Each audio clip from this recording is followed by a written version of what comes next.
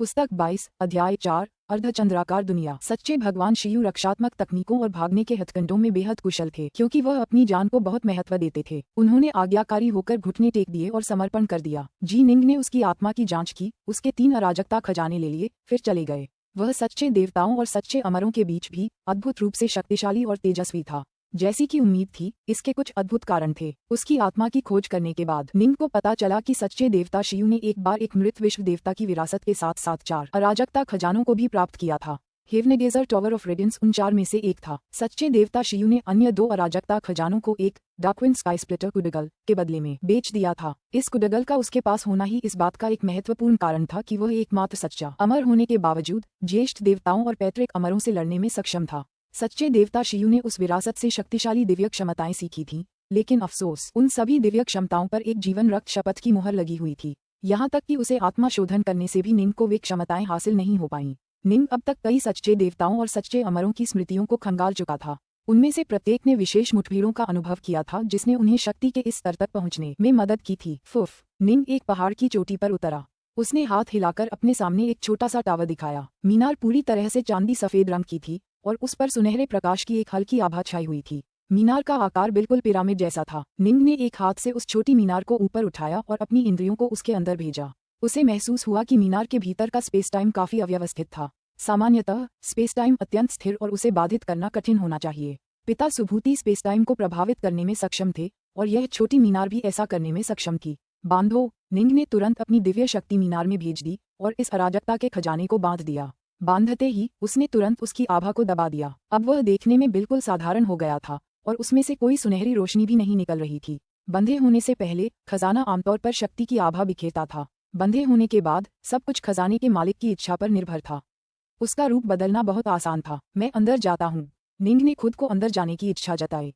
वह पहाड़ से गायब हो गया। अब बस पिरामिड के आकार का टावर बचा था, जो चोटी पर हवा में लहरा रहा था। अरे, निंग ने अपने आसपास देखा। यह एक ऐसा क्षेत्र था जिसकी परिधि मात्र 300 मीटर थी। यह क्षेत्र पिरामिड के आकार का था और बेहद स्थिर लग रहा था, लेकिन यहाँ अंदर समय का प्रवाह बिल्कुल अलग था। कितना अजीब है। निंग ने अपना सिर उठाकर उस पिरामिड नुमा क्षेत्र को देखा जहाँ वह था। पिरामिड के बिल्कुल सिरे पर धुंधले प्रकाश के वृत्त दिखाई दे रहे थे, जहाँ स्पेस टाइम हल्के से तरंगित हो रहा था। प्रकाश के ये धुंधले वृत्त पिरामिड के चारों कोनों पर भी देखे जा सकते थे। निंग की दिव्य शक्ति पूरे टावर में व्याप्त थी और इस प्रकार वह इसका उपयोग उन अनेक दिव्य रूनों को देखने के लिए कर सकता था जो टावर के भीतर से निरंतर प्रवाहित हो रहे थे। इसने स्पेस टाइम को बदल दिया है और बेहद स्थिर तरीके से। निंग ने विस्मय में धीरे से आह भरी। हालांकि मानुवा ऐसा कर पाई, लेकिन वह भी एक भव्य संरचना के साथ। इसके अलावा ये केवल एक निश्चित स्थान पर ही संभव था जिसे हिलाया न जा सके। हालांकि यह अराजकता का खजाना जिस व्यक्ति ने हेवनेगेजर टावर का निर्माण किया, वह संभवतः पुनर्जन्म के 6 मार्गों की रचयिता मानुवा से भी अधिक दुर्जेय था। लेकिन निश्चित रूप से मानुवा आदिकालीन अराजकता में बहुत पहले प्रवेश कर चुकी थी। मुझे लगता है कि अब वह पहले से भी अधिक दुर्जेय हैं। 10 बार निंग के विचार और यादें बाहरी दुनिया में उसके क्लोनों से जुड़ी हुई थीं। इसलिए वह स्वाभाविक रूप से महसूस कर सकता था कि टावर के अंदर समय कितनी तेजी से आगे बढ़ रहा है। अंतर बिल्कुल स्पष्ट था। समय की गति बढ़ाने का समय आ गया है। निंग ने तुरंत समय को और तेज करने की प्रक्रिया का परीक्षण करना शुरू कर दिया। उसकी अमर ऊर्जा तेजी से क्षीण होने लगी और समय का प्रवाह भी तेज होने लगा। 10 गुना से 20 गुना, फिर 30 गुना। जैसे जैसे टावर की ऊर्जा खपत आसमान छूने लगी, उसकी ऊर्जा और तेजी से क्षीण होने लगी। समय की सामान्य दर से 20 गुना अधिक गति से मैं ऊर्जा का उपयोग उसी दर से करता हूँ जिस दर से मैं इसकी पुनःपूर्ति करता हूँ। सामान्य दर से 30 गुना अधिक समय बिताने के लिए थोड़ा प्रयास करना पड़ता है। 40 बार, मैं अभी भी इसे संभाल सकता हूँ। 50 बार, मुश्किल हो रहा है। निंग बाहरी दुनिया की तुलना में गति को 50 गुना बढ़ाने के बाद रुक गया। वह मुस्कुराया। मेरा असली शरीर और मेरा प्राइमल ट्विन दोनों टावर के अंदर हैं। इससे उस पर काफी बोझ पड़ता है। हालांकि जब मेरा असली शरीर बाहर लड़ रहा होता है तो मैं अपने प्राइमल ट्विन को टावर में शांति से ध्यान करते हुए समय बिताने दे सकता हूँ।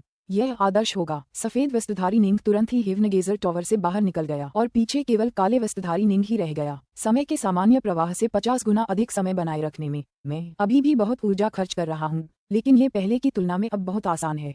60 गुना, ऊर्जा का उपयोग फिर से तेज हो रहा है। 70 बार, 100 बार, यह मुश्किल होता जा रहा है। 200 गुना, ऊर्जा बहुत तेजी से खर्च हो रही है। 300 गुना, इसमें खर्च होने वाली ऊर्जा की मात्रा आश्चर्यजनक है। ये समझने के लिए कि कितनी ऊर्जा का उपयोग होगा, निंग ने समय के प्रवाह को तेजी से बढ़ाना जारी रखा।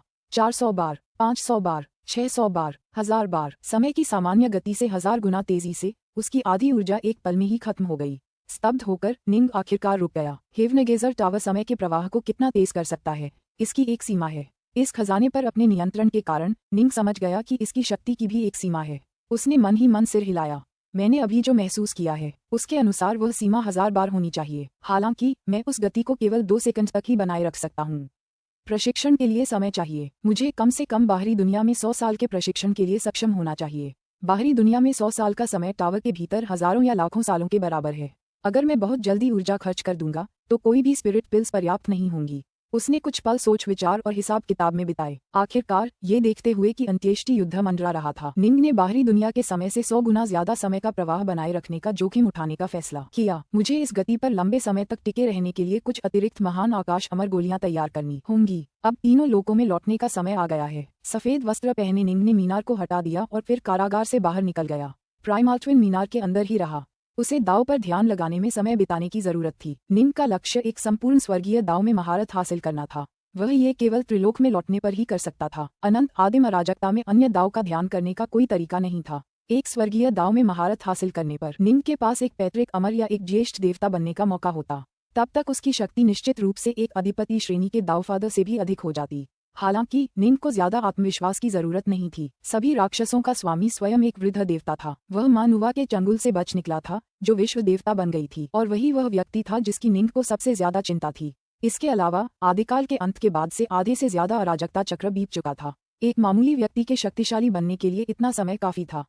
दोनों गठबंधन कितने शक्तिशाली थे कहना मुश्किल है। अंत युद्ध आने पर ही चीजें स्पष्ट होंगी। और इस महान युद्ध का कारण क्या था यह अभी भी एक रहस्य था। यद्यपि वह पहले से ही तीनों लोकों में शक्ति के शिखर पर था, फिर भी निंग और भी अधिक ऊंचाइयों तक पहुंचना चाहता था। अनंत शून्य के भीतर निंग अचानक कहीं से प्रकट हुआ।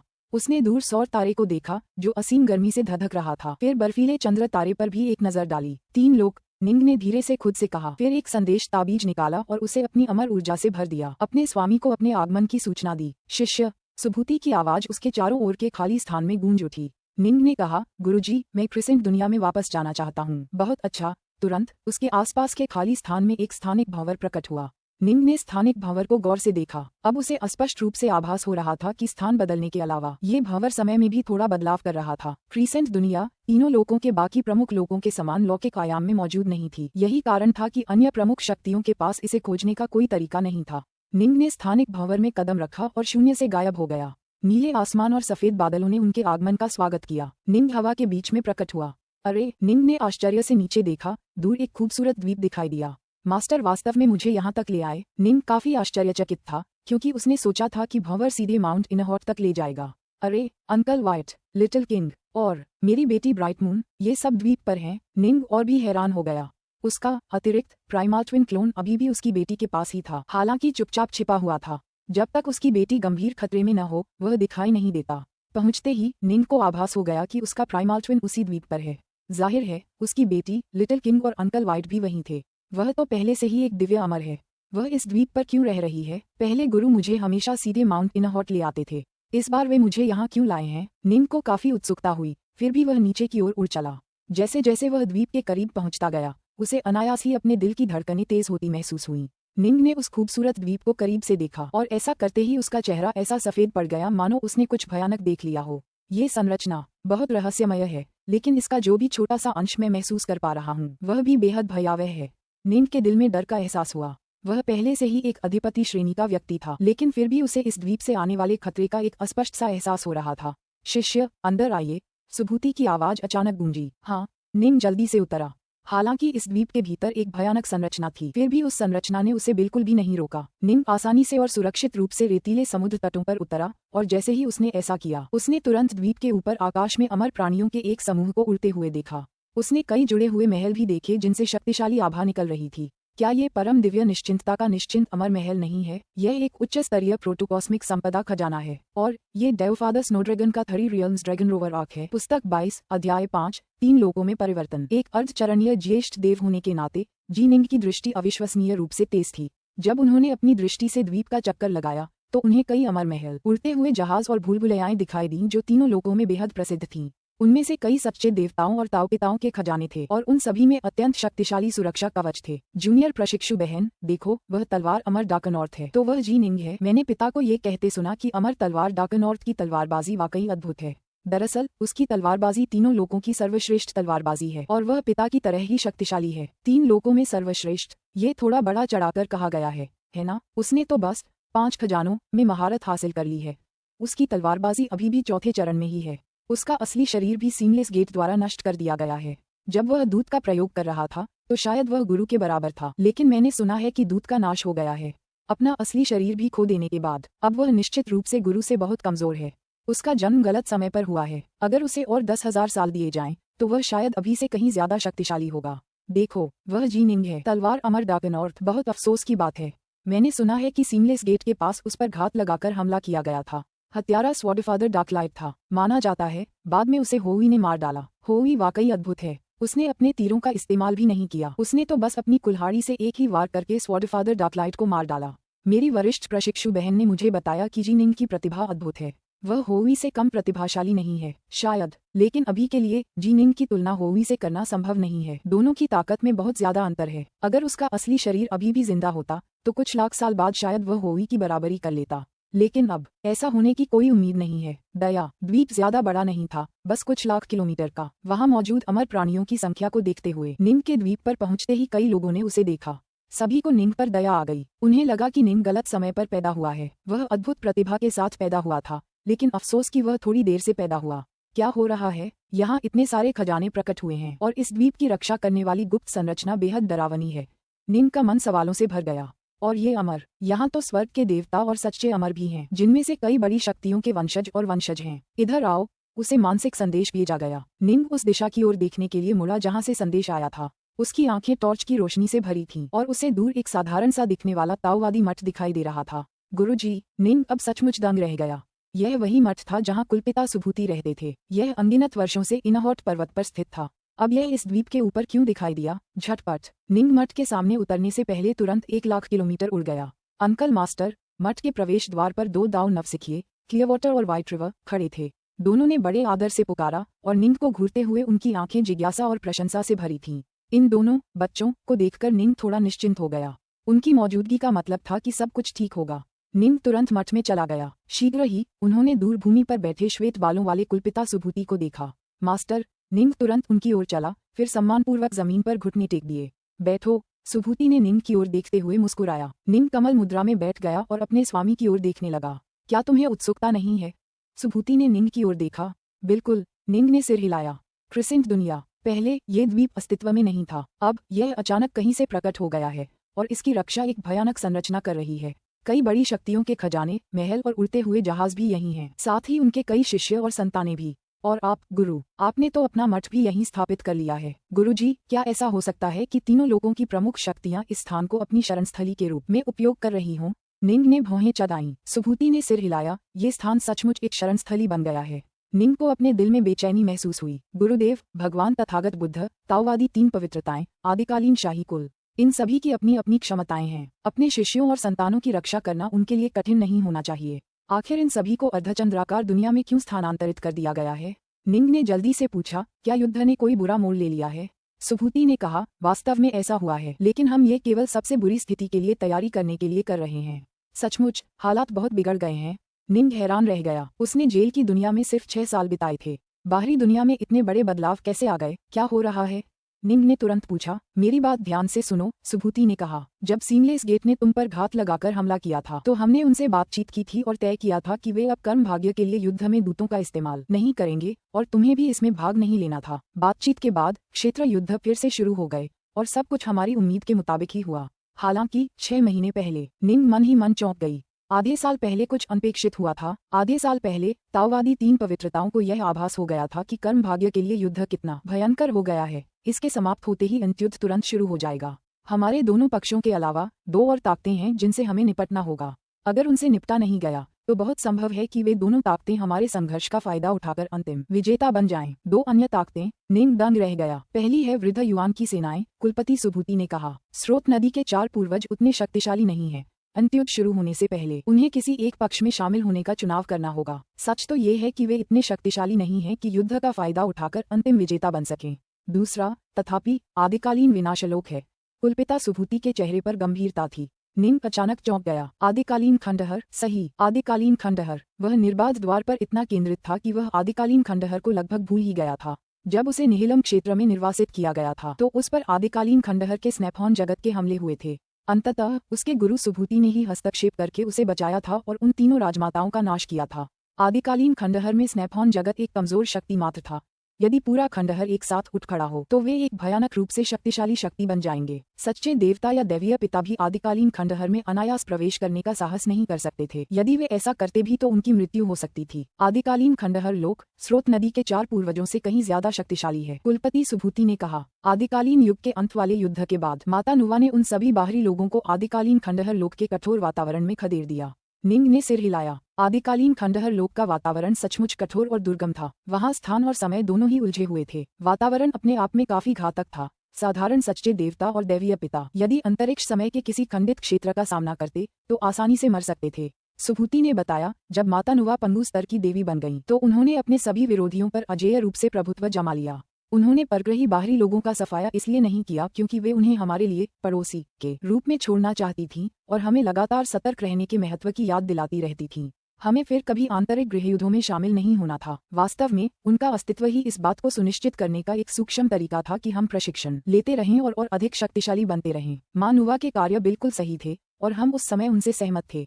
आदिकाल में कोई बाहरी आक्रमणकारी नहीं थे, इसलिए हम लगातार आंतरिक युद्धों में लगे रहे, जिसके कारण कई प्रमुख शक्तियां नष्ट हो गईं। सुभूति ने कहा, जब से माता नुवा उन्हें छोड़कर गई हैं, तब से हम फिर कभी बड़े पैमाने पर गृहयुद्धों में शामिल नहीं हुए हैं। दरअसल तीनों लोकों के विशेषज्ञ अक्सर आदिकालीन खंडहर क्षेत्र में प्रवेश करके खुद को परखते और संयमित करते हैं। इसके परिणामस्वरूप नुवा गठबंधन के अमर और दुष्ट देवता लगातार अधिक शक्तिशाली होते गए हैं, जिसके परिणामस्वरूप कई नए सच्चे देवता और दैवीय पिताओं का जन्म हुआ है। निंग ने सिर हिलाया। बाहरी खतरा आंतरिक एकता सुनिश्चित करने का एक अच्छा तरीका था। ताओवादी 3 पवित्रताओं ने तय किया कि सीमलेस गेट के विरुद्ध अंतिम युद्ध शुरू करने से पहले हमें आदिकालीन खंडहरों से निपटना चाहिए, कुलपति सुभूति ने कहा। उन विदेशी बाहरी लोगों को घातक खंडहरों में रहने के लिए मजबूर किया गया है और वे हमेशा हमारे 3 लोकों में प्रवेश करना चाहते हैं। एक बार जब सीमलेस गेट और हमारा नुवा गठबंधन दोनों अंतिम युद्ध से थक जाएंगे तो वे आदिकालीन खंडहरों से आक्रमण करने के इस अवसर का लाभ जरूर उठाएंगे। ठीक है, निंग इस बात से सहमत था और इसलिए हमने सीमलेस गेट के सामने यह मुद्दा उठाया। चूंकि युद्ध से बचने का कोई रास्ता नहीं है, इसलिए बेहतर होगा कि दोनों पक्ष मिलकर पहले इस भविष्य के खतरे से निपटें। कुलपति सुभूति ने अपना सिर हिलाया। लेकिन सीमलेस गेट आदिकालीन खंडहर जगत के विरुद्ध युद्ध में बिल्कुल भी रुचि नहीं रखता था। उन्हें कोई दिलचस्पी नहीं थी। निंग हैरान था। ऐसा क्यों? क्या वे इसे हमारे ऊपर छोड़ना चाहते हैं? वे चाहते हैं कि नुवा गठबंधन अपनी शक्ति बर्बाद करे, लेकिन वे मूर्ख नहीं हैं। उन्हें समझना चाहिए कि अगर हम आदिकालीन खंडहरों से छुटकारा नहीं पाते तो कोई भी पक्ष आत्मविश्वास से युद्ध नहीं लड़ सकता। यह उतना आसान नहीं है जितना तुम सोच रहे हो। सुभूति ने सिर हिलाया। मैं और कई अन्य महाशक्तियां गुप्त रूप से जांच कर रहे हैं। हमने पाया है कि आदिकालीन खंडहर अब अनेक भयानक रूप से शक्तिशाली संरचनाओं से भरा हुआ है। फूक्सी ने इन संरचनाओं को देखा है और वह पहचान सकता है कि ये कीपर एववुड की कृतियां हैं। मास्टर, निंग चौंक गया। क्या आपने अभी कहा कि आदिकालीन खंडहर दुनिया कई संरचनाओं से भरी हुई है जिन्हें रक्षक एववुड ने बनाया था? हाँ, सुभूति ने सिर हिलाया। हम 90% निश्चितता के साथ कह सकते हैं कि आदिकालीन खंडहर लोक ने बहुत समय पहले गुप्त रूप से सीमलेस गेट के साथ गठबंधन किया था। सुभूति की आंखों में एक ठंडी नजर थी। सीमलेस गेट, हमने उन्हें 3 लोकों में रहने और हमारे बीच रहने की अनुमति दी थी, लेकिन अब युद्ध जीतने के लिए वे वास्तव में उन विदेशी बाहरी लोगों के साथ गठबंधन करने की हिम्मत कर रहे हैं। क्या वे भूल गए हैं? 2 अराजकता लोगों के बीच महायुद्ध की शुरुआत उन विदेशी बाहरी लोगों ने ही की थी। हम्फ, बस हो गया। जहाँ तक पंगु अराजकता लोग के हम लोगों का सवाल है, सीमलेस गेट भी विदेशी बाहरी लोगों का एक संगठन है। तो फिर हमें क्या करना चाहिए? निंग ने जल्दी से पूछा। तुमने खुद ही देख लिया, अर्धचंद्राकार दुनिया एक शरणस्थली बन गई है, सुभूति ने ठंडे स्वर में कहा। हमने पहले ही प्रमुख शक्तियों की एक आक्रमणकारी सेना आदिम खंडहर दुनिया में गहराई तक भेज दी है। हम खंडहर दुनिया के सभी बाहरी लोगों का सफाया कर देंगे। पुस्तक 22 अध्याय 6, जिनकी हम रक्षा करते हैं। आदिकालीन खंडहरों की दुनिया से सभी बाहरी एलियनों का सफाया कर दो। जी निंग थोड़ी चिंतित थी। क्या ये सचमुच संभव है? सुभूति ने कहा। अब जब उन्होंने सीमलेस गेट के साथ मिलकर काम करना शुरू कर दिया है तो यह अनिश्चित है। हालांकि हमने जिन प्रमुख शक्तियों को भेजा है उनका नेतृत्व फूक्सी और तथागत कर रहे हैं। फूशी एक कुशल सेनापति है और दुश्मनों को बांधने में कुशल है, जबकि बुद्ध तथागत के पास अद्भुत सुरक्षा है और वे खतरनाक परिस्थितियों से निपटने में कुशल हैं। आक्रमणकारी सेना का नेतृत्व करते हुए अप्रत्याशित परिस्थितियां आने पर भी वे कुछ समय तक टिके रह सकते थे और उनके पास अतिरिक्त सैनिकों के पहुंचने के लिए पर्याप्त समय होता था। निंग थोड़ा शांत हो गया। फूक्सी 3 लोगों का नंबर 1 संरचना विशेषज्ञ था। ये कहा जा सकता है कि तथागत के पास सभी प्रमुख शक्तियों में सबसे अधिक टिकाऊ दिव्य शरीर है। सुभूति ने कहा, वे इस हमले के मिशन पर अपने साथ कुल 19 दावफादर्स का नेतृत्व कर रहे हैं, जिनमें कुलीन दावफादर्स और साधारण दावफादर्स दोनों शामिल हैं। वे एक साथ काम करेंगे, लेकिन ऐसा करने के लिए वे 4 दस्तों में बंट जाएंगे। चारों दस्ते एक साथ एक ही दुनिया पर हमला करेंगे। एक ही दुनिया? निंग हैरान था। ठीक है, आदिकालीन खंडहर जगत में कई दुनियाएं हैं, सुभूति ने कहा। जिस स्नैपहॉर्न जगत से आपने अतीत में मुलाकात की थी, वह खंडहर जगत का एक साधारण छोटा सा हिस्सा था। हमें ठीक पता नहीं है कि खंडहर जगत में क्या है या कौन सी बाहरी महाशक्तियां कहाँ छिपी हैं। हमारे पास बस एक ही रास्ता है कि हम एक एक करके उनके सारे संसारों को कुचल दें।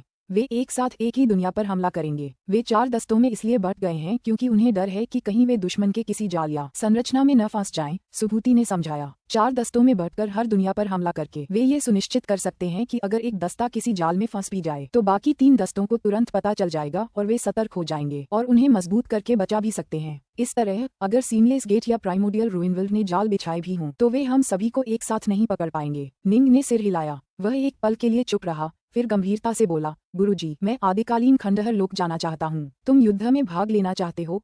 सुभूति अचंभित रह गया। हाँ, निंग ने गंभीरता से सिर हिलाया। सुभूति एक क्षण के लिए चुप रहा, फिर निंग की ओर देखा। आदिकालीन खंडहर जगत में स्थान और समय दोनों ही अराजकता की स्थिति में हैं। वे इस समय खंडहर जगत के एक अत्यंत खतरनाक हिस्से में स्थित हैं। अगर आपको वहां प्रवेश करना है तो आपको पहले उनके साथ जुड़ना होगा, लेकिन हमें ठीक से पता नहीं है कि वे कहाँ हैं। ऐसा इसलिए है क्योंकि आदिकालीन खंडहर जगत बहुत ही अव्यवस्थित है। मैं आपको केवल ये बता पाऊंगा कि वे किस सामान्य क्षेत्र में हैं। उन दस्तों के साथ जुड़ने की कोशिश करना आपके लिए बहुत खतरनाक होगा। सुभूति ने ये शब्द इस उम्मीद में कहे थे कि निंग अपना मन बदल लेगा। वह जानता था कि निंग का दूत पहले ही बर्बाद हो चुका था। मुझे अपनी क्षमताओं पर पूरा भरोसा है। निंग ने अपने स्वामी की ओर देखा और ऐसा करते ही उसकी आंखों में तलवार की छिपी हुई रोशनी चमक उठी। तुम? अपने शिष्य की आंखों में 7 रंगों वाली तलवार की रोशनी चमकती देखकर कुलपिता सुभूति स्तब्ध रह गए। लेकिन लू डोंगबिन ने 5वें चरण की ताइजी शक्ति में महारत हासिल कर ली थी, जो पहले से ही काफी प्रभावशाली थी। लेकिन अब जी निंग ने 5वें चरण की तलवार शक्ति में भी महारत हासिल कर ली थी, जिसमें और भी ज्यादा शक्तिशाली आक्रामक क्षमताएं थीं। ये समझना जरूरी है कि तलवारबाज डार्कलाइट एक हत्यारे के रूप में इतना शक्तिशाली क्यों था और जी निंग के असली शरीर को एक ही तलवार के वार से मार डालने में सक्षम था। इसका कारण उसकी तलवार शक्ति का शक्तिशाली होना था। हालांकि जी निंग तलवारबाज डार्कलाइट से अलग था। उसकी तलवार गति के मामले में स्वर्गीय दास की सीमाओं को पार कर गई थी। उसकी तलवार कला अकेले ही यह सुनिश्चित कर देगी कि वह शक्ति के अधिपति स्तर के अत्यंत निकट होगा। मुझे उम्मीद नहीं थी कि पलक झपकते ही तुम इतनी शक्ति प्राप्त कर लोगे। कुलपिता सुभूति हंसे। लगता है मैं व्यर्थ ही चिंता कर रहा था। तुम चले जाओ, तुम्हारे पास आत्मा क्लोन तकनीक है। तुम्हारे लिए आदिकालीन विनाशलोक में साहसिक कार्य करना कोई बड़ी बात नहीं होगी। ठीक है, निंग ने सिर हिलाया। आपका शिष्य पहले अपनी बेटी के साथ आना चाहता है। आपकी बेटी ब्राइट मून इस पूरे समय आपकी चिंता करती रही है। अब समय आ गया है कि आप उससे मिलें, सुभूति ने कहा। चिंतित? निंग एक पल के लिए स्तब्ध रह गया, फिर धीरे से सिर हिलाया। वह तुरंत चला गया। सुभूति ने अपनी दाढ़ी सहलाई और निंग को जाते हुए देखकर मुस्कुराया। इस बूढ़े ताओवादी ने इतने साल पहले सही फैसला किया था। जी निंग की तलवारबाजी की प्रतिभा सचमुच उसके हृदय की प्रतिभा से बेहतर है। 1000 साल से भी कम समय में उसने अपनी तलवारबाजी को अविश्वसनीय स्तर तक उन्नत कर लिया है। उसकी तलवारबाजी ही यह सुनिश्चित करेगी कि वह अपने ऊंचे आसन से पूरे त्रिलोक को देख सके। एक झील के किनारे काले वस्त्र पहने एक युवती झील के किनारे चुपचाप बैठी झील के पानी को देख रही थी। ब्राइट मून, ऑटम लीफ उसके पास आया और उसे पुकारा। काले वस्त्र पहने युवती ने सिर घुमाकर उसकी ओर देखा, फिर मुड़कर झील को एक बार फिर घूरने लगी। वह चुपचाप झील को देखती रही। क्या हुआ? तुम दुखी क्यों हो? ऑटम लीफ ने पूछा। मैं ठीक हूँ चाची, काले वस्त्र पहने युवती ने अपना सिर हिलाया। अपने पिता के बारे में चिंतित हो? ऑटम लीफ उसके बगल में बैठ गई। काले वस्त्रधारी युवती एक क्षण झिझकी, फिर धीरे से सिर हिलाया। थोड़ा सा। पिता अपनी साधना में पूरी तरह समर्पित रहे हैं और आदिकाल से ही वे एकमात्र ऐसे व्यक्ति थे जिनकी तुलना होवेई से की जा सकती थी। लेकिन चाची, आपने भी सुना होगा, वे लोग कह रहे थे कि पिता का असली शरीर सीमलेस गेट द्वारा मारा गया था। उन्होंने कहा कि पिता का गोलेम भी नष्ट हो गया था। मुझे विश्वास नहीं हुआ, इसलिए मैं कुलपिता सुभूति से पूछने गई और वृद्ध कुलपिता ने इनकार नहीं किया। चिंता मत करो। ऑटम लीफ ने अपनी बाहें फैलाकर ब्राइट मून को धीरे से अपनी बाहों में भर लिया। मैंने तुम्हारे पिता को बड़ा होते देखा है। तुम्हारे पिता सभी बाधाओं को नजरअंदाज कर देंगे और लगातार और ज्यादा शक्तिशाली बनते जाएंगे। वे कभी निराश नहीं होंगे, वे कभी हार नहीं मानेंगे। तुम्हें अपने पिता पर विश्वास रखना होगा। क्या तुम मुझे पिताजी के बारे में कुछ और कहानियां सुना सकती हो? ब्राइट मून ने ऑटम लीफ की ओर देखा। ठीक है, ऑटम लीफ हंसा और सिर हिलाया। जी निंग, अंकल व्हाइट और लिटिल किंग दूर से उन दोनों को देख रहे थे। नोवा गठबंधन की सभी प्रमुख शक्तियों ने अपने वंशजों और शिष्यों को यहाँ भेज दिया है। इसलिए जी निंग, हमारे लिए ब्राइट मून से यह छिपाना संभव नहीं था कि डियर चेजर दुनिया में तुम्हारे साथ क्या हुआ था, अंकल व्हाइट ने कहा। ब्राइट मून को पहले तो इस पर विश्वास नहीं हुआ और उसने उनसे बहस भी की। बाद में वह कुलपति सुभूति से व्यक्तिगत रूप से मिलने गई। तभी उसे डियर चेजर दुनिया में हुई घटनाओं की कहानियों पर सचमुच विश्वास हुआ। वह महीनों से तुम्हारे बारे में चिंतित थी। निंग ने अपनी बेटी की ओर देखा। उसके दिल में एक गर्मजोशी भरी भावना थी। जाओ, जब वह तुम्हें देखेगी तो जरूर बहुत खुश होगी, अंकल व्हाइट ने कहा। ठीक है। निंग उसकी ओर चला गया। ऑटम लीफ ब्राइट मून से धीमी आवाज में बात कर रही थी और उसे उसके पिता की कहानियां सुना रही थी। ब्राइट मून ध्यान से सुन रही थी। चाहे उसने कितनी भी बार ये कहानियां सुनी हों, वह कभी उनसे ऊबी नहीं। वह हमेशा और सुनने की उम्मीद करती थी। निंग को मन ही मन अपराधबोध हो रहा था। वह सचमुच एक नाकामयाब पिता था जिसने अपनी बेटी को अपनी इतनी चिंता में डाल दिया था। हालांकि उसका एक क्लोन इस पूरे समय चुपचाप उसकी बेटी की रक्षा कर रहा था, लेकिन वह क्लोन हमेशा छिपता रहा, बाहरी दुनिया की गतिविधियों पर भी ध्यान नहीं देता था। जब उसकी बेटी खतरे में होती तभी कुछ प्रतिबंधात्मक मोहरें हटाई जाती, जिससे क्लोन को बाहर क्या हो रहा है ये देखने का मौका मिलता। कई साल बीत गए थे, लेकिन क्लोन कभी सक्रिय नहीं हुआ था। इसलिए निंग को क्रिसेंट की दुनिया में क्या हुआ था इसके बारे में कुछ भी पता नहीं था। मेरी क्लोन इतने समय से छुपी हुई है। हालांकि इससे उसे संयमित होने में मदद मिलती है। शायद कभी कभी प्यार प्रशिक्षण से ज्यादा जरूरी होता है। निंग ने चुपचाप मन ही मन सोचा। क्या मैं गलत था पिताजी? ब्राइट मून ने अपना सिर घुमाया, मानो उसे उनकी उपस्थिति का आभास हो गया हो। जब उसने निंग को अपने पीछे खड़ा देखा तो वह आश्चर्य और खुशी से तुरंत खड़ी हो गई और फिर सीधे निंग की ओर दौड़ पड़ी। पापा, आप आखिरकार वापस आ ही गए। मैं कब से आपका इंतजार कर रही थी। आप बहुत बहुत बहुत लंबे समय से गायब थे। ब्राइट मून ने निंग को पकड़ लिया और लगातार बड़बड़ाने लगी। निंग ने अपनी बेटी के बालों को प्यार से सहलाया। जब से वह दिव्य अमर बनी थी और अपना शरीर प्रकट किया था, उसने अपने लिए ये रूप चुना था। वह अपनी माँ यू वेई से बहुत मिलती जुलती थी। दरअसल उसे भी काले कपड़े पहनना पसंद था। जब निंग अपनी बेटी को देखता तो उसे कभी कभी ऐसा लगता जैसे उसकी पत्नी उसके पास ही है। हालांकि उसकी पत्नी की निगाहें कोमल और स्थिर थीं, जबकि उसकी बेटी की निगाहें श्रद्धा और प्रेम से भरी थीं। उसकी पत्नी थोड़ी ठंडी थी, उनकी बेटी थोड़ी अधिक चंचल और अति उत्साही थी। पिताजी, द्वीप पर सभी अमर और दुष्ट देवता कह रहे हैं कि आपका असली शरीर नष्ट हो गया है। उन्होंने कहा कि आप। ब्राइट मून ने निंग की ओर देखा। उसके हाथ निंग की बाह पर कसकर बंधे थे। उसने धीरे से कहा, क्या आप सीमलेस गेट के खिलाफ लड़ना बंद कर सकते हैं? द्वीप पर उन अमर और दुष्ट देवताओं के बुजुर्ग और गुरु, क्या उनमें से कोई अपने कर्तव्यों से विमुख हो रहा है? निंग ने सिर हिलाया। मैं यूं ही भागकर छिप नहीं सकता। तुम्हें समझना चाहिए ब्राइट मून। लेकिन पिताजी, आपने पहले ही काफी त्याग कर दिया है। आपका असली शरीर नष्ट हो गया है और आप काफी कमजोर हो गए हैं।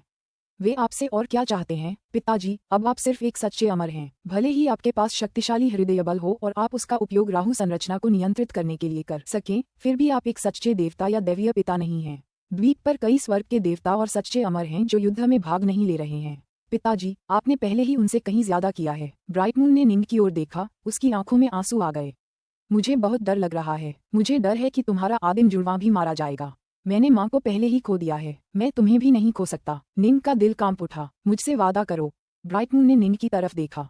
बस मेरे साथ रहो। ठीक है, मैं तुम्हारे साथ रहूंगी। अपनी बेटी की आंखों में वह भाव देखकर निंग का दिल पसीज गया। उसने धीरे से सिर हिलाया।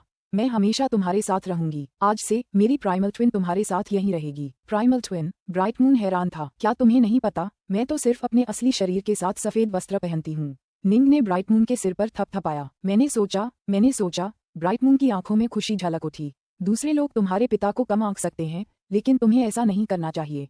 निंग हंसा। मेरा असली शरीर और मेरा प्राइमल ट्विन दोनों ठीक हैं। दरअसल मैं पहले से भी ज्यादा शक्तिशाली हूँ। निंग ने अपना हाथ बढ़ाया और उसका हाथ 7 रंगों वाली तलवार की रोशनी से मंद मंद चमक उठा। उस चमकदार इंद्रधनुषी तलवार की रोशनी में एक बेहद भयानक शक्ति का आभामंडल था। ब्राइट मून आश्चर्य से तलवार की इंद्रधनुषी रोशनी को देखता रहा। वह जी निंग की बेटी और माउंट इनहॉट की शिष्या थी। वह स्वाभाविक रूप से बहुत कुछ जानती थी, चूंकि जी निंग अमर तलवार के मार्ग पर चल रही थी। ब्राइट मून ने बहुत पहले ही 5वें चरण की तलवारबाजी के बारे में जान लिया था, इसलिए उसने इसे तुरंत पहचान लिया। पिताजी, आप। ब्राइट मून खुशी और गर्व से भर गई। 5वीं अवस्था की तलवारबाजी और गति जो स्वर्गीय दास की सीमाओं को पार कर गई। ये थे उसके पिता। वे अमर और दुष्ट देवता तो बस बकबक कर रहे थे, लेकिन उसके पिता पहले से कहीं ज्यादा शक्तिशाली हो गए थे। पिताजी, आपने कहा था कि आपका प्राइमल ट्विन मेरे पास रहेगा। फिर आपका असली शरीर। ब्राइट मून को अचानक समझ आया कि इसका क्या मतलब है। निंग हंसा। जाहिर है, बाहर जाकर लड़ेंगे। तुम्हारे पापा यूं ही नहीं छिप सकते। लेकिन ब्राइट मून ने अपने होंठ चबाए, फिर धीरे से कहा, मैं वास्तव में नहीं चाहती कि आप अब युद्ध में जाएं, पिताजी। अंत युद्ध निकट है। हमें इसका सामना करने के लिए आगे आना होगा, निंग ने मुस्कुराते हुए कहा। ब्राइट मून ने तर्क दिया, जब आसमान टूट पड़े तो बड़े लोगों को इसे संभालने दें। तुम्हारे पापा अब बड़े आदमियों में से एक हैं, निंग हंसा। बस अब तुम एक दिव्य अमर हो, तुम्हें पता है तुम एक छोटी बच्ची की तरह व्यवहार कर रही हो। उसकी बेटी एक बार फिर उसके पास थी। निंग उसके दिल से शक्ति और ऊर्जा की एक अविरल धारा बहती हुई महसूस कर सकता था। यह एक अदम्य दृढ़ संकल्प से आ रही थी जो उसकी हड्डियों में समाया हुआ था। मुझे अपनी बेटी की रक्षा करनी है, भले ही इसके लिए मुझे अपनी जान देनी पड़े। सफेद वस्त्रधारी निंग ने अपना सिर घुमाया और झील के किनारे खड़ी काले वस्त्रधारी युवती पर आखिरी नजर डाली। फिर उसने अपने सारे संदेह दूर कर दिए। गुरुजी, मुझे विदा कर दीजिए, निंग ने मन ही मन कहा। आदिकालीन विनाशलोक में सावधान रहना, सुभूति की आवाज निंग के कानों में भी गूंजी। ठीक है, निंग ने सिर हिलाया। निंग के सामने एक अंतरिक्षीय भंवर प्रकट हुआ। निंग उसमें कदम रख दिया। पुस्तक 22, अध्याय 7, डार्कस्टिल वर्ल्ड। आदिकालीन खंडहर जगत का निहिलम क्षेत्र। शून्य की लहरें लगातार इस क्षेत्र से टकराती रहती थीं। फुफ, शून्य के भीतर एक विशाल भंवर प्रकट हुआ और उसमें से एक श्वेत वस्त्रधारी युवक निकला। वह शून्य में खड़ा अपने सामने मौजूद असीम विशाल लोक को घूर रहा था। मास्टर ने जो कहा था उसके अनुसार अभी फूक्सी और तथागत की टुकड़ियां डार्कस्टिल दुनिया के आसपास हैं। निंग की आंखें मशाल की रोशनी से चमक रही थीं, जिससे वह आदिकालीन खंडहर दुनिया के विशाल दूर के क्षेत्र को स्पष्ट रूप से देख पा रहा था। वह तुरंत उस क्षेत्र की पहचान कर पाया जिसे डार्कस्टिल दुनिया के नाम से जाना जाता था। आदिकालीन खंडहर जगत को विभिन्न एलियन आउटसाइडर संगठनों ने कई अलग अलग दुनियाओं में विभाजित कर दिया था। ये दुनियाएं जितनी केंद्र के करीब थीं, उतनी ही शक्तिशाली थीं। स्नेपहॉर्न दुनिया आदिकालीन खंडहर दुनिया की सबसे बाहरी सीमांत दुनियाओं में से एक थी। तुलनात्मक रूप से ये काफी कमजोर थी। स्नेपहॉर्न दुनिया की सबसे शक्तिशाली सदस्य वे 3 रानी माताएं थीं और वास्तव में वे सच्चे देवताओं या दैवीय पिताओं के स्तर की नहीं थीं। स्वर्ग के देवता रेड स्नो जब 7 ग्रहों के देवता की कमान संभाल रहे थे तो लंबे समय तक उन तीनों से युद्ध कर सकते थे। कुलपिता सुभूति उन सभी को एक ही हथेली से आसानी से नष्ट कर सकते थे। इससे पता चलता है कि स्नेपहॉर्न दुनिया कितनी कमजोर थी। डार्कस्टिल दुनिया स्नेपहॉर्न दुनिया से कहीं अधिक शक्तिशाली थी। आदिकालीन खंडहर दुनिया अंधकार में दुनिया। रेप अंतरिक्ष को बलपूर्वक फाड़ दिया गया, जिससे एक सफेद वस्त्रधारी युवक नाव पर सवार होकर इस स्थान पर उड़कर आ गया। अंधेरे की दुनिया ये सचमुच एक अंधेरी खामोश जगह है। निंग ने अपनी नजरों से उस जगह को देखा। आसमान भी धूसर और अंधेरा था। सब कुछ धूसर कोहरे की धुंधली परत से ढका हुआ लग रहा था और यहाँ पूरी तरह सन्नाटा था। मुझे आश्चर्य है कि फूक्सी, तथागत और अन्य दावफादर कहाँ हैं। निंग का प्राइमल ट्विन अभी भी क्रिसेंट दुनिया में था। निंग ने ब्राइट मून के साथ जाने के लिए एक विशेष प्राइमल ट्विन अवतार बनाया था जो जरूरत पड़ने पर कुलपति सुभूति से बातचीत कर सकता था। उसने जो सुना था उसके अनुसार फूक्सी, तथागत और उनके दस्ते इस समय डार्कस्टिल दुनिया में थे, लेकिन वहाँ गए बिना उनका सटीक स्थान पता लगाना मुश्किल होगा। इसका मुख्य कारण ये था कि यहाँ स्पेस टाइम अराजक अवस्था में था। टेलीपोर्टेशन के लिए स्पष्ट लक्ष्य निर्देशांक निर्धारित किए जा सकते थे, लेकिन वास्तव में पहुंचने पर मूल लक्ष्य से बहुत दूर हो सकते थे। यही कारण था कि सुभूति ने निंग को निहिलम क्षेत्र में भेजा था। फिर निंग को अपने शून्ययान पर सवार होकर निहिलम क्षेत्र से डार्कस्टिल दुनिया के लिए उड़ान भरने को कहा था। मुझे उन्हें ढूंढने दो। निंग ने तुरंत अपना हृदय बल भेजा। फुफकार, उसका हृदय बल झील के पानी की तरह लहरों की तरह हर दिशा में फैल गया।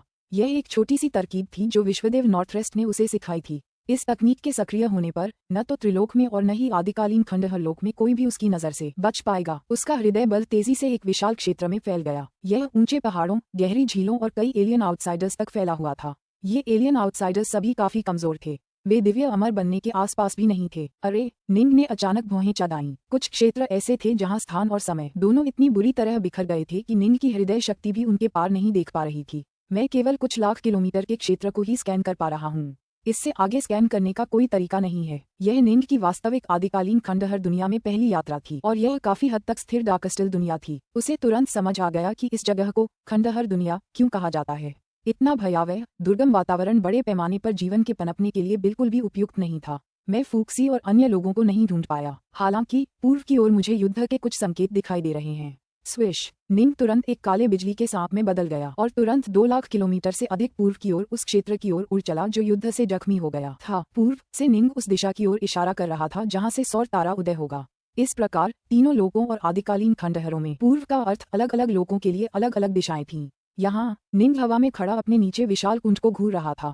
कुंड का आकार एक विशाल तार के निशान जैसा था जो 1000 किलोमीटर से भी ज्यादा चौड़ा था और उसके नीचे की जमीन पूरी तरह से झुलसकर काली हो गई थी। तार का निशान, क्या ये हो सकता है कि तथागत ने कोई प्रहार किया हो? उल्टा, निंग ने तुरंत एक अस्थायी उल्टा शुरू करने की इच्छा व्यक्त की। आदिकालीन खंडहर जैसी जगहों पर जहां स्वर्गीय दास का अस्तित्व नहीं था, कालिक व्युत्क्रम तकनीकों का उपयोग करना बेहद मुश्किल था। हालांकि जैसे जैसे निंग ने धीरे धीरे नौ अराजकता मोहरों की गहरी समझ हासिल की, वह तुरंत अधिकांश नश्वर प्राणियों के अतीत को देखने में सक्षम हो गया। उसने अतीत को आसानी से देखने की क्षमता हासिल कर ली थी, जो वास्तव में कालिक व्युत्क्रम तकनीक के काम करने का मूल सार था। इस प्रकार निंग आसानी से कालिक व्युत्क्रम को पूरा करने में सक्षम था। फुश फुश निंग के सामने अतीत की कई तस्वीरें घूमने लगीं। जल्द ही समय उल्टा होकर उस बिंदु पर पहुंच गया जहां 4 बड़ी शक्तियां प्रकट हो गई थीं। उन 4 प्रमुख शक्तियों का नेतृत्व मुस्कुराते हुए पीले वस्त्रधारी भगवान बुद्ध तथागत कर रहे थे। उनके साथ 3 अन्य बुद्ध थे, जिनमें से प्रत्येक असीम पवित्र प्रकाश से चमक रहा था। डार्कस्टिल, क्या तुम ऐसी छोटी मोटी तरकीबों से हमें रोकने की सोच रहे हो? तथागत एक शुभ बादल के ऊपर से उड़ते हुए आगे बढ़े, उनके चेहरे पर मुस्कान थी। वे बोलते हुए, जल्दी करो और अपने आप को दिखाओ, वरना तुम्हारी डार्कस्टिल दुनिया ज्यादा दिन नहीं रहेगी। बोलते हुए उन्होंने अपना हाथ आगे बढ़ाया। सुनहरी रोशनी से चमकता हुआ उनका हाथ स्वर्ग से उतरा और जमीन की ओर जोर से गिरा। धरती जोर से कांप उठी जब एक विशाल ताड़ के आकार का बेसिन धरती में गहराई तक धंस गया। तथागत, एक कान फाड़ देने वाली चीख सुनाई दी, लेकिन वह तुरंत शांत हो गई। थिएक डार्कस्टिल आदिकालीन खंडहर जगत की सबसे प्रसिद्ध शक्तियों में से एक है। हम उसकी दुनिया भर में स्थित विभिन्न संरचना ठिकानों को नष्ट कर रहे हैं, लेकिन वह अभी भी प्रकट नहीं हो रहा है। वह जरूर कोई बड़ी योजना बना रहा होगा, तथागत ने कहा। भगवान बुद्ध, उनकी साजिशों और योजनाओं से घबराने की कोई जरूरत नहीं है। आइए हम एक एक करके उनके संसारों को नष्ट करते रहें। चलो चलें। तथागत ने सिर हिलाया, फिर अपने 3 शक्तिशाली बुद्धों को उस शुभ बादल पर उड़ते हुए अपने अगले गंतव्य की ओर आगे बढ़ने के लिए प्रेरित किया। थोड़ी देर बाद स्वॉश स्वॉश स्वॉश, एक के बाद एक धूसर चमड़ी वाले, धूसर लबादे वाले एलियन आउटसाइडर स्वर्ग से उतरे। वे बेसिन में उतरे, फिर एक दूसरे को देखा, उनकी आंखें ठंडे गुस्से से भरी थीं। फिर वे भी उड़ गए, उसी दिशा में जिस ओर तथागत और बाकी लोग अभी अभी गए थे। लगभग 2 घंटे पहले यहाँ जो कुछ हुआ था, उसे देखने के बाद निंग ने थोड़ा सिर हिलाया। बौद्ध संघ के नेता और मानव सम्राट फूशी आदिकाल में अधिपति स्तर के व्यक्ति बन गए थे। हालांकि वे अभी तक ज्येष्ठ देवता नहीं बन पाए हैं, लेकिन उनकी तकनीकें निश्चित रूप से बहुत बेहतर हो गई हैं। उनके नेतृत्व में और उनकी सेनाओं के 4 दस्तों में बंट जाने के साथ आदिकाल के विनाशलोक में कोई भी एक दुनिया उन सभी का एक साथ सामना नहीं कर सकती। निंग भी उसी दिशा में उड़ गया जहां बाकी लोग गए थे। हालांकि डार्कस्टिल दुनिया अपेक्षाकृत स्थिर स्पेस टाइम वाले क्षेत्र में स्थित थी, फिर भी इसमें कई ऐसे क्षेत्र थे जहां स्पेस टाइम विकृत था। यहाँ रहने वाले एलियन आउटसाइडर्स इन क्षेत्रों के अभ्यस्त थे और उन्हें अच्छी तरह जानते थे। कुछ ऐसे क्षेत्र भी थे जहां केवल वे ही जाने का साहस कर सकते थे, और वे ऐसा केवल इसलिए कर पाए क्योंकि उनके पूर्वजों की पीढ़ियों ने उनकी जाति को अनुभव अर्जित करने में मदद करने के लिए अपने प्राणों की आहुति दी थी। कोई आ रहा है, एक सफेद वस्त्रधारी युवक, वह थोड़ा हिचकिचा रहा है। ओह, वह सचमुच अंदर आ गया है। 3 विदेशी बाहरी लोग विकृत स्पेस टाइम के एक क्षेत्र में एकत्रित हुए थे तथा एक प्रतिबंधित संरचना के पीछे से उस सफेद वस्त्रधारी युवक को घूर रहे थे, जो अभी अभी बाहरी दुनिया से आया था। कैप्टन, तीनों लोगों के बौद्ध नेता तथागत अपने 3 दैवीय पिताओं के साथ इस दुनिया पर आक्रमण करने आए हैं। ये श्वेत वस्त्रधारी युवक क्यों प्रकट हुआ है? इन 3 बाहरी लोगों की त्वचा गोरी और चेहरे सुंदर थे, और वे धूसर वस्त्र पहने हुए थे। ये सभी सर्वोच्च शक्ति वाले स्वर्ग के देवता थे और अंतरिक्ष में भागने में कुशल थे। उसके रूप रंग को देखते हुए वह तीनों लोगों का तलवार अमर डाकनॉर्थ होना चाहिए। जीनिंग, एलियन कप्तान ने भौहें चढ़ाईं। तलवार अमर डाकनॉर्थ, जीनिंग, उसकी तलवारबाजी बेहद गहन है और उसे तीनों लोगों में सर्वश्रेष्ठ कहा जाता है। हालांकि वह खुद एक सच्चा अमर है और उसका असली शरीर सीमलेस गेट द्वारा पहले ही नष्ट कर दिया गया है। जो अभी प्रकट हुआ है वह उसका आदिम जुड़वां होना चाहिए। उसकी आभा को देखते हुए वह अभी भी एक सच्चा अमर ही होना चाहिए। लेकिन मैं हैरान हूँ, एक सच्चा अमर हमारे आदिम विनाशलोक में अकेले ही साहस दिखाने की हिम्मत कैसे करेगा? क्या वह सिर्फ अपने राहु स्वरूप पर निर्भर रहने की योजना बना रहा है? आदिम विनाशलोक में स्वर्गीय दाव मौजूद नहीं है। राहु स्वरूप के उपयोग के लिए ज्यादा प्राकृतिक ऊर्जा नहीं है। यह उतना शक्तिशाली नहीं होगा जितना 3 लोकों में था। कैप्टन, वह बहुत तेजी से आगे बढ़ रहा है। वह जल्द ही हमारी निगरानी सीमा से आगे निकल जाएगा, एक एलियन आउटसाइडर ने तुरंत याद दिलाया। विकृत स्पेस टाइम के क्षेत्र में अवलोकन संरचना स्थापित करना बेहद कठिन था। इसकी पहचान सीमा बहुत लंबी बनाने का कोई तरीका नहीं था। चलो इसे परखते हैं। अपने धूसर लबादे के नीचे एलियन कैप्टन के चेहरे पर एक ठंडी सी मुस्कान थी। देखते हैं ये शुद्ध यांग सच्चा अमर कितना शक्तिशाली है। वे तीनों तेजी से उनका पीछा करते हुए निकल पड़े। कुछ ही क्षणों बाद तीनों की मौत हो गई। निंग शून्य में चुपचाप खड़ा था और उनकी लाशों पर एक नजर डाल रहा था। मेरा पीछा करो। वह एक अर्धचरणीय ज्येष्ठ देवता था। उसकी इंद्रियां कितनी तीव्र थीं। जैसे ही वे 3 एलियन आउटसाइडर्स उसके थोड़ा करीब पहुंचे, उसने उन्हें तुरंत पहचान लिया। ये 3 नन्हे नन्हे एम्पायरियन देवता। निंग ने उनमें से 2 को आसानी से मार डाला था, फिर तीसरे को बुरी तरह घायल कर दिया था। उसने तीसरे की आत्मा को खंगालने की योजना बनाई थी, लेकिन अफसोस की एलियन ने स्वेच्छा से अपनी आत्मा को नष्ट कर दिया था। आदिकालीन खंडहर दुनिया के भीतर एक गोल महल के भीतर जो गहरे सुनहरे प्रकाश से चमक रहा था, यहाँ एक सिंहासन पर एक विदेशी महाशक्ति विराजमान थी। उसकी लंबी हरी पूंछ, गंजा सिर और आकर्षक आकृतियां थीं। वह अपने एक हाथ पर सिर टिकाए विचार कर रहा था और अपने खाली हाथ से सिंहासन के आर्मरेस्ट पर थपथपा रहा था। उसके सामने 6 स्वर्ण कवचधारी आकृतियां गंभीरता से ध्यानमग्न खड़ी थीं, जिनमें से प्रत्येक की आभा सामान्य दैवीय पिताओं की आभा से कहीं बेहतर थी। ये आदिवासी वाकई कमाल के हैं। सिंहासन पर बैठे एलियन आउटसाइडर ने बधाई भरी हंसी निकाली। उन्होंने सचमुच मेरे 12 लोगों को नष्ट कर दिया। सीमलेस गेट वाकई बेकार है। उन्होंने ये सारी रचनाएं बनाई, लेकिन तीनों लोगों के सच्चे देवताओं या दैवीय पिताओं में से एक भी उनके कारण नहीं मरा। लगता है हम इन मूर्खों पर यूं ही भरोसा नहीं कर सकते। आखिरकार ये हम पर ही निर्भर करेगा। गुरुदेव, इस अराजकता भरी दुनिया ने एक विश्वदेव को जन्म दिया है। हमें अति आत्मविश्वासी नहीं होना चाहिए। उनके नीचे खड़ी स्वर्ण कवचधारी आकृतियों में से एक ने सम्मानपूर्वक याद दिलाया। सर्वशक्तिमान, बेवकूफ होने का सारा दोष उसी का है। बैठा हुआ एलियन आउटसाइडर ठंडी हंसी हंसा। उसने आदिम अराजकता में काफी समय बिताया है और कई अराजकता लोग देखे हैं। उस समय जब नुवा अभी विश्व देवता नहीं बना था, उसे तुरंत आक्रमण कर देना चाहिए था। इसके बजाय उसने 2 अराजकता लोगों को आपस में लड़ाने की एक मूर्खतापूर्ण योजना बनाई। वह कितना ऊब गया था। उसने एक अराजकता लोक को नष्ट करके दूसरे को क्यों नहीं नष्ट किया। इसके बजाय उसने एक युद्ध शुरू कर दिया जिससे इन आदिवासियों ने एक विश्व देवता को जन्म दिया। जाने से पहले उसने अपने सहयोगियों के लिए कुछ तकनीकें जरूर छोड़ी थीं। एक अराजक दुनिया जिसने एक विश्वदेव को जन्म दिया है, उस पर विजय पाना इतनी आसानी से संभव नहीं है। यही कारण है कि मैंने इतनी सावधानी से काम लिया है और सही अवसर का इंतजार किया है। गुरुजी, अभी तो हम वापस ही चले जाएं तो कैसा रहेगा? लौटने से पहले अपनी सेना तैयार कर लेते हैं। हमें अभी ठीक ठीक पता है कि यह जगह कहाँ है। जब हम ज्यादा ताकतवर हो जाएंगे तब हम वापस लौट सकते हैं। एक दुबले पतले सुनहरे कवचधारी व्यक्ति ने सुझाव दिया। वाह! बैठे हुए एलियन आउटसाइडर की लंबी हरी पूंछ अचानक बाहर निकली और सुनहरे कवच वाली आकृति को गिराकर उड़ गई। बैठे हुए एलियन आउटसाइडर ने सुनहरे कवच वाली आकृति की ओर इशारा करते हुए गाली दी। अरे मूर्ख, हम यहाँ तक तो मुश्किल से बच पाए। क्या तुम सच में चाहते हो कि हम वापसी का जोखिम उठाएं? जब तक हम ताकत में कोई बड़ी सफलता हासिल नहीं कर लेते, अगर हम उसी रास्ते से वापस गए जिस रास्ते से आए थे, तो हमारी मौत लगभग तय है। हमारे लिए बेहतर यही है कि हम सीमलेस गेट के साथ मिलकर नुवा गठबंधन को धीरे धीरे कुचल दें। गुरु, सर्वशक्तिमान गुरु! अचानक बाहर से एक आवाज आई। डार्कस्टिल! एलियन आउटसाइडर ने खुशी से ठहाका लगाया। उसे अंदर आने दो। तुरंत एक धूसर चमड़ी वाला, सुनहरे वस्त्र पहने, एक अदम्य शक्ति का आभास बिखेरता हुआ एक आदमी अंदर आया। वह डार्कस्टिल दुनिया का स्वामी थिएक डार्कस्टिल था। वह आदरपूर्वक घुटनों के बल गिर पड़ा। सर्वशक्तिमान गुरु, मेरे अनुचरों को अभी अभी पता चला है कि एक और आक्रमणकारी जिसके पास डाउफादर जैसी शक्ति है, डार्कस्टिल दुनिया में प्रवेश कर गया है। एक और दुश्मन डाउफादर आ गया है। बैठे हुए बाहरी व्यक्ति ने भौहें चढ़ाईं। कौन? वह 3 लोगों के नुवा गठबंधन का सदस्य है, थिएक डार्कस्टिल ने आदरपूर्वक कहा। तलवार अमर डार्कनॉर्थ, जीनिंग। पुस्तक 22, अध्याय 8, God find with spike. Sword immortal Darknorth, जीनिंग। जाना पहचाना लग रहा है। एलियन आउटसाइडर अपने सिंहासन पर पीछे की ओर झुक गया, अपना सिर अपनी हथेली पर टिका लिया और मन ही मन बुदबुदाया। कुछ क्षण बाद उसकी आंखें चमक उठीं। अब मुझे याद आ गया। मेरा मानना है कि वह तीनों लोगों के सबसे तेजी से उभरते सितारों में से एक है, और होवी जितना ही प्रतिभाशाली भी। अगर याददाश्त सही है तो सीमलेस गेट की खुफिया रिपोर्ट में कहा गया था कि उसका असली शरीर उन्होंने नष्ट कर दिया था। केवल उसका प्राइमल ट्विन ही बचा है। Primal twins! मैं उनके बारे में सोचकर ही ईर्ष्या से भर जाता हूँ। वे नश्वर प्राणी जो धीरे धीरे शक्ति प्राप्त करते हैं, उनके पास प्राइमल ट्विन बनने का मौका होता है। हम दुष्ट देवता जो आदिम अराजकता से पैदा हुए हैं, उनके पास ऐसा करने का मौका भी नहीं है। एलियन आउटसाइडर ने अपना सिर हिलाया और आह भरी। उन नश्वर प्राणियों की तुलना आपसे कैसे की जा सकती है? गुरुदेव! 6 स्वर्ण कवचधारी आकृतियों में से एक, लाल दाढ़ी वाला एक वृद्ध, तुरंत विरोध में बोला। आहा! बैठा हुआ एलियन आउटसाइडर जोर से हंसा। उसकी हंसी कमरे में गूंज उठी। हंसना बंद करने के बाद उसने नीचे घुटनों के बल बैठे थिएक डार्कस्टिल की ओर देखा। डार्कस्टिल, तुमने कहा था कि उसके पास एक सच्चे ईश्वर और पिता की शक्ति है।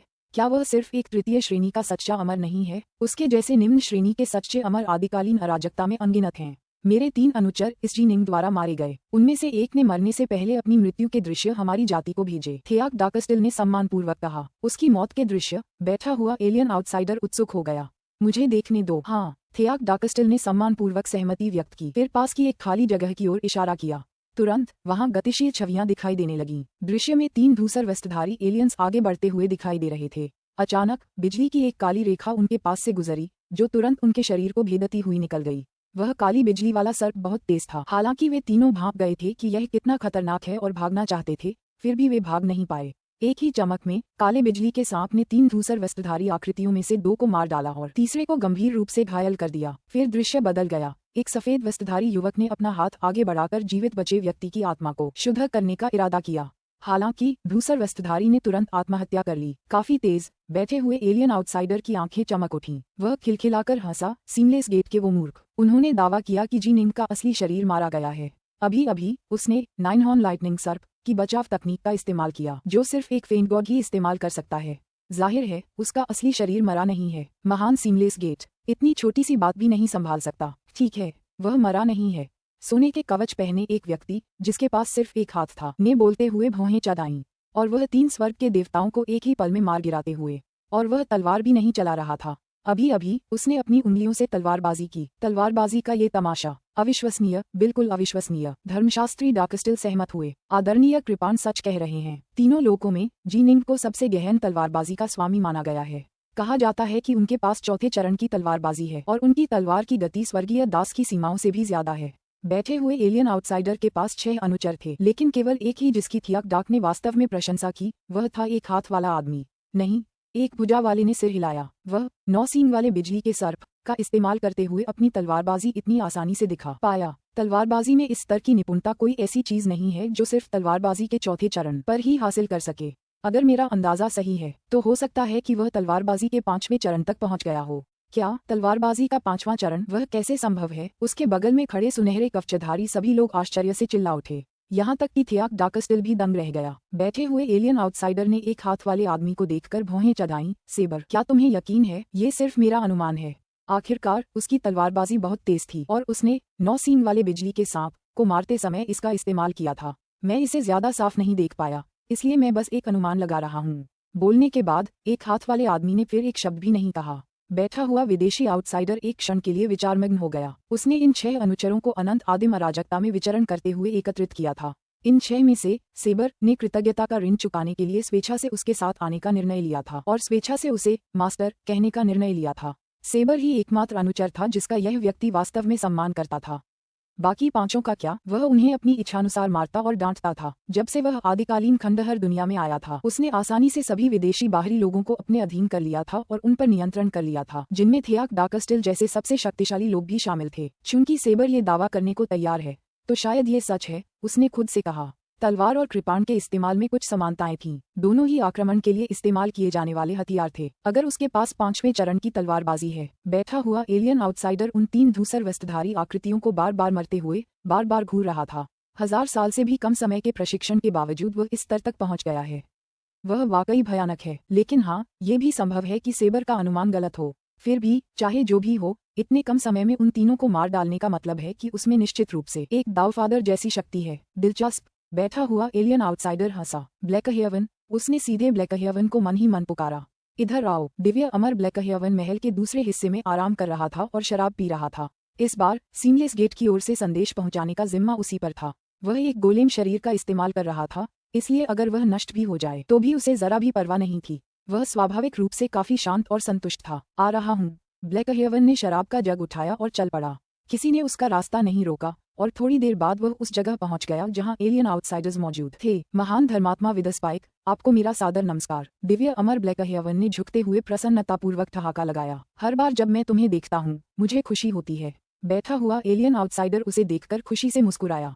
वह बेवकूफ, ऑल थिंग्स। जब भी मैं उसे देखता, वह कितनी बेवकूफी भरी अदाएं दिखाता। मैं उस बेवकूफ को कब का मिटा चुका होता अगर उसके इतने मातहत या पूरी तरह से अटूट दूतों का झुंड न होता। मुझे उसे मरते हुए देखने का मौका नहीं मिला, लेकिन जब भी मैं तुम्हें, उसकी पूर्व खजाना आत्मा को देखता हूँ, मुझे फिर भी खुशी होती है। स्वर्गीय अमर ब्लैकहेवन प्रसन्नतापूर्वक हंसता रहा। ऐसा प्रतीत होता था कि उसे जरा भी चिंता नहीं थी। वह सीमलेस गेट का गुलाम बन चुका था और सभी राक्षसों के स्वामी का निजी सेवक बन गया था। उसे उस महान राक्षस के मजाक से क्या परेशानी होती? तुम ब्लैकहेवन कॉल्ड्रॉन के लिए खजाने की आत्मा हुआ करते थे। उस बेवकूफ ने उन गोलेम के कोर बनाने के लिए ब्लैकहेवन कॉल्ड्रॉन का इस्तेमाल किया होगा, है ना? और तुमने वो तकनीकें सीख लीं। लेकिन अब तुम सीमलेस गेट के गुलाम बन गए हो। क्या मतलब है? मुझे लगता है कि अगर तुम मेरे साथ आ जाओ तो तुम्हारे लिए बेहतर होगा, एलियन आउटसाइडर ने हंसते हुए कहा। तुम? दिव्य अमर ब्लैकहेवन ने बहुत ही बेपरवाही से कहा। मुझे इससे कोई फर्क नहीं पड़ता। अगर तुम मेरे स्वामी, सभी राक्षसों के स्वामी को हरा सको तो मैं तुम्हारे साथ आने को तैयार हूँ। सभी राक्षसों का स्वामी, विदेशी बाहरी व्यक्ति ने भौहें चढ़ाईं। एक राक्षस। त्रिलोक वास्तव में एक ऐसी जगह थी जहाँ राक्षसों को जन्म दिया जा सकता था।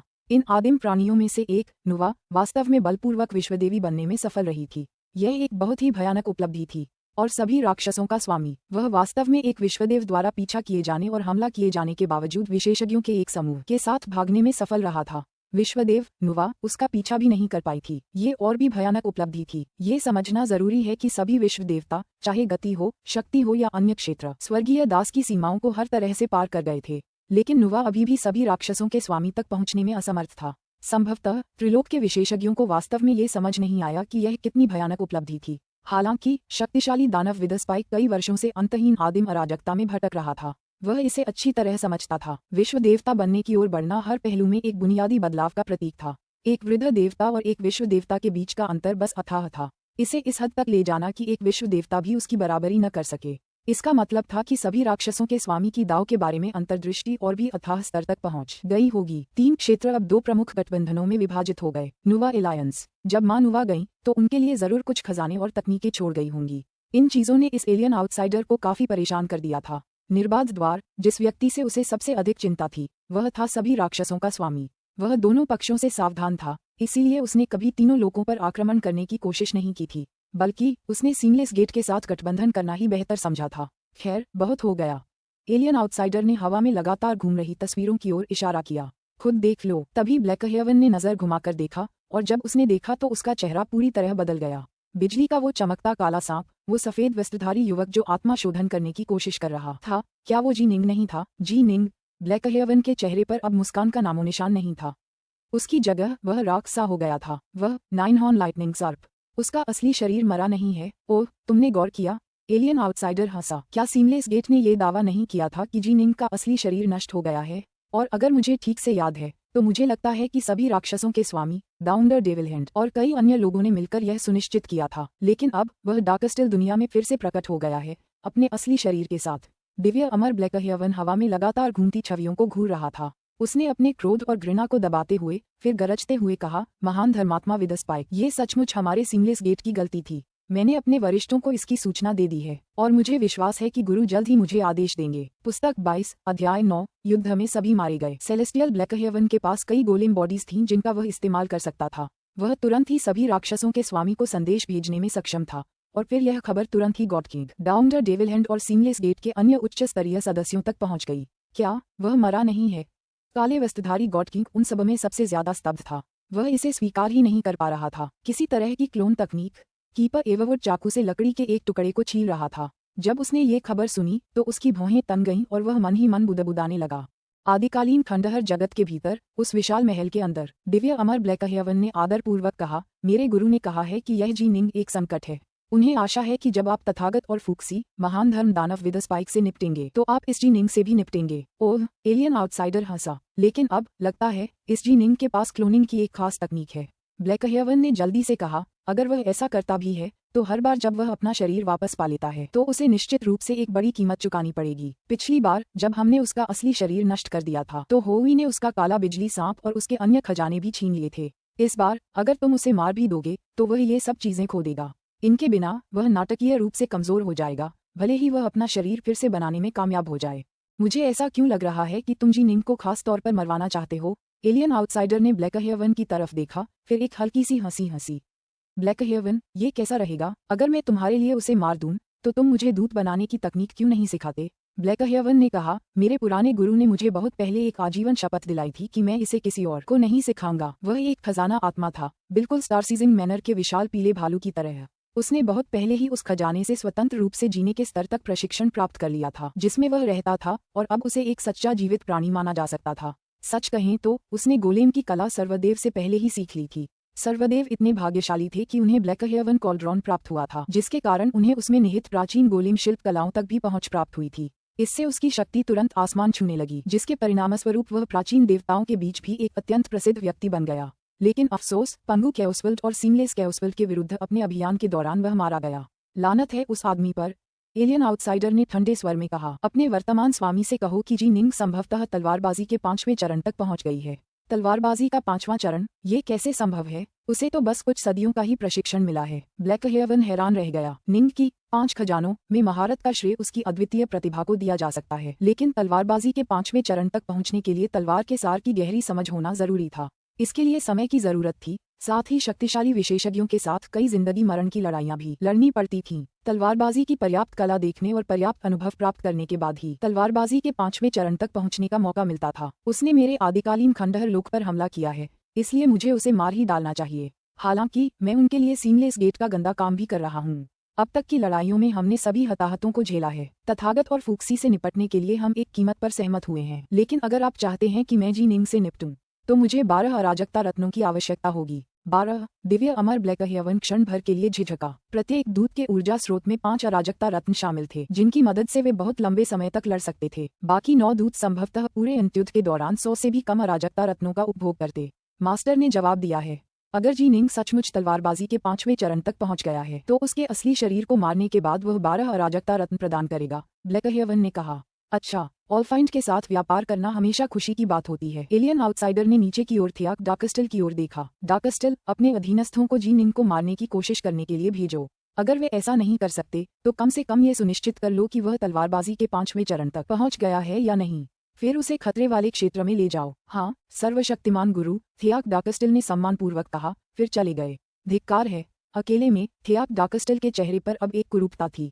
वह कभी सर्वदेव के एक महत्वपूर्ण सेनापति थे। बाद में वह उन 4 शक्तिशाली थियाक्स में से एक बन गए थे जो आदिकालीन खंडहरों पर राज करते थे। उनके पास एक कुलीन दावफादर जैसी शक्ति थी। वह गॉडफाइंड विद स्पाइक के उन 6 अनुचरों से जरा भी कमजोर नहीं थे। सिर्फ एक हाथ वाले व्यक्ति के लिए ही उनके मन में सम्मान और प्रशंसा थी। बाकी 5 का क्या? थियाक डार्कस्टल उनसे जरा भी नहीं डरते थे, लेकिन वे अनुचर बहुत लंबे समय से गॉडफाइंड विद स्पाइक का अनुसरण कर रहे थे और अब वह उन पर और भी ज्यादा भरोसा करता था। वह उन 4 थियाक्स के साथ, जिन्होंने हाल ही में उसके आगे घुटने टेके थे, और भी ज्यादा निर्दयी और क्रूर व्यवहार करता था। तलवार अमर डार्कनॉर्थ, जी निंग, उसके पास स्पष्ट रूप से एक सच्चे देवता और पिता की शक्ति है, लेकिन मुझे अभी भी यह सत्यापन करना है कि वह तलवारबाजी के 5वें चरण तक पहुंच गया है या नहीं। द डार्कस्टल ने भौहें चढ़ाईं। अगर मैं जी निंग को अपनी तलवारबाजी प्रकट करने के लिए मजबूर करना चाहता हूं, तो मुझे अपने कुछ ज्यादा शक्तिशाली अधीनस्थों को भेजना होगा। उफ, जब भी कोई खतरनाक मिशन होता है, तो वह हमेशा हम 4 को अपने अधीनस्थों को भेजने के लिए कहता है।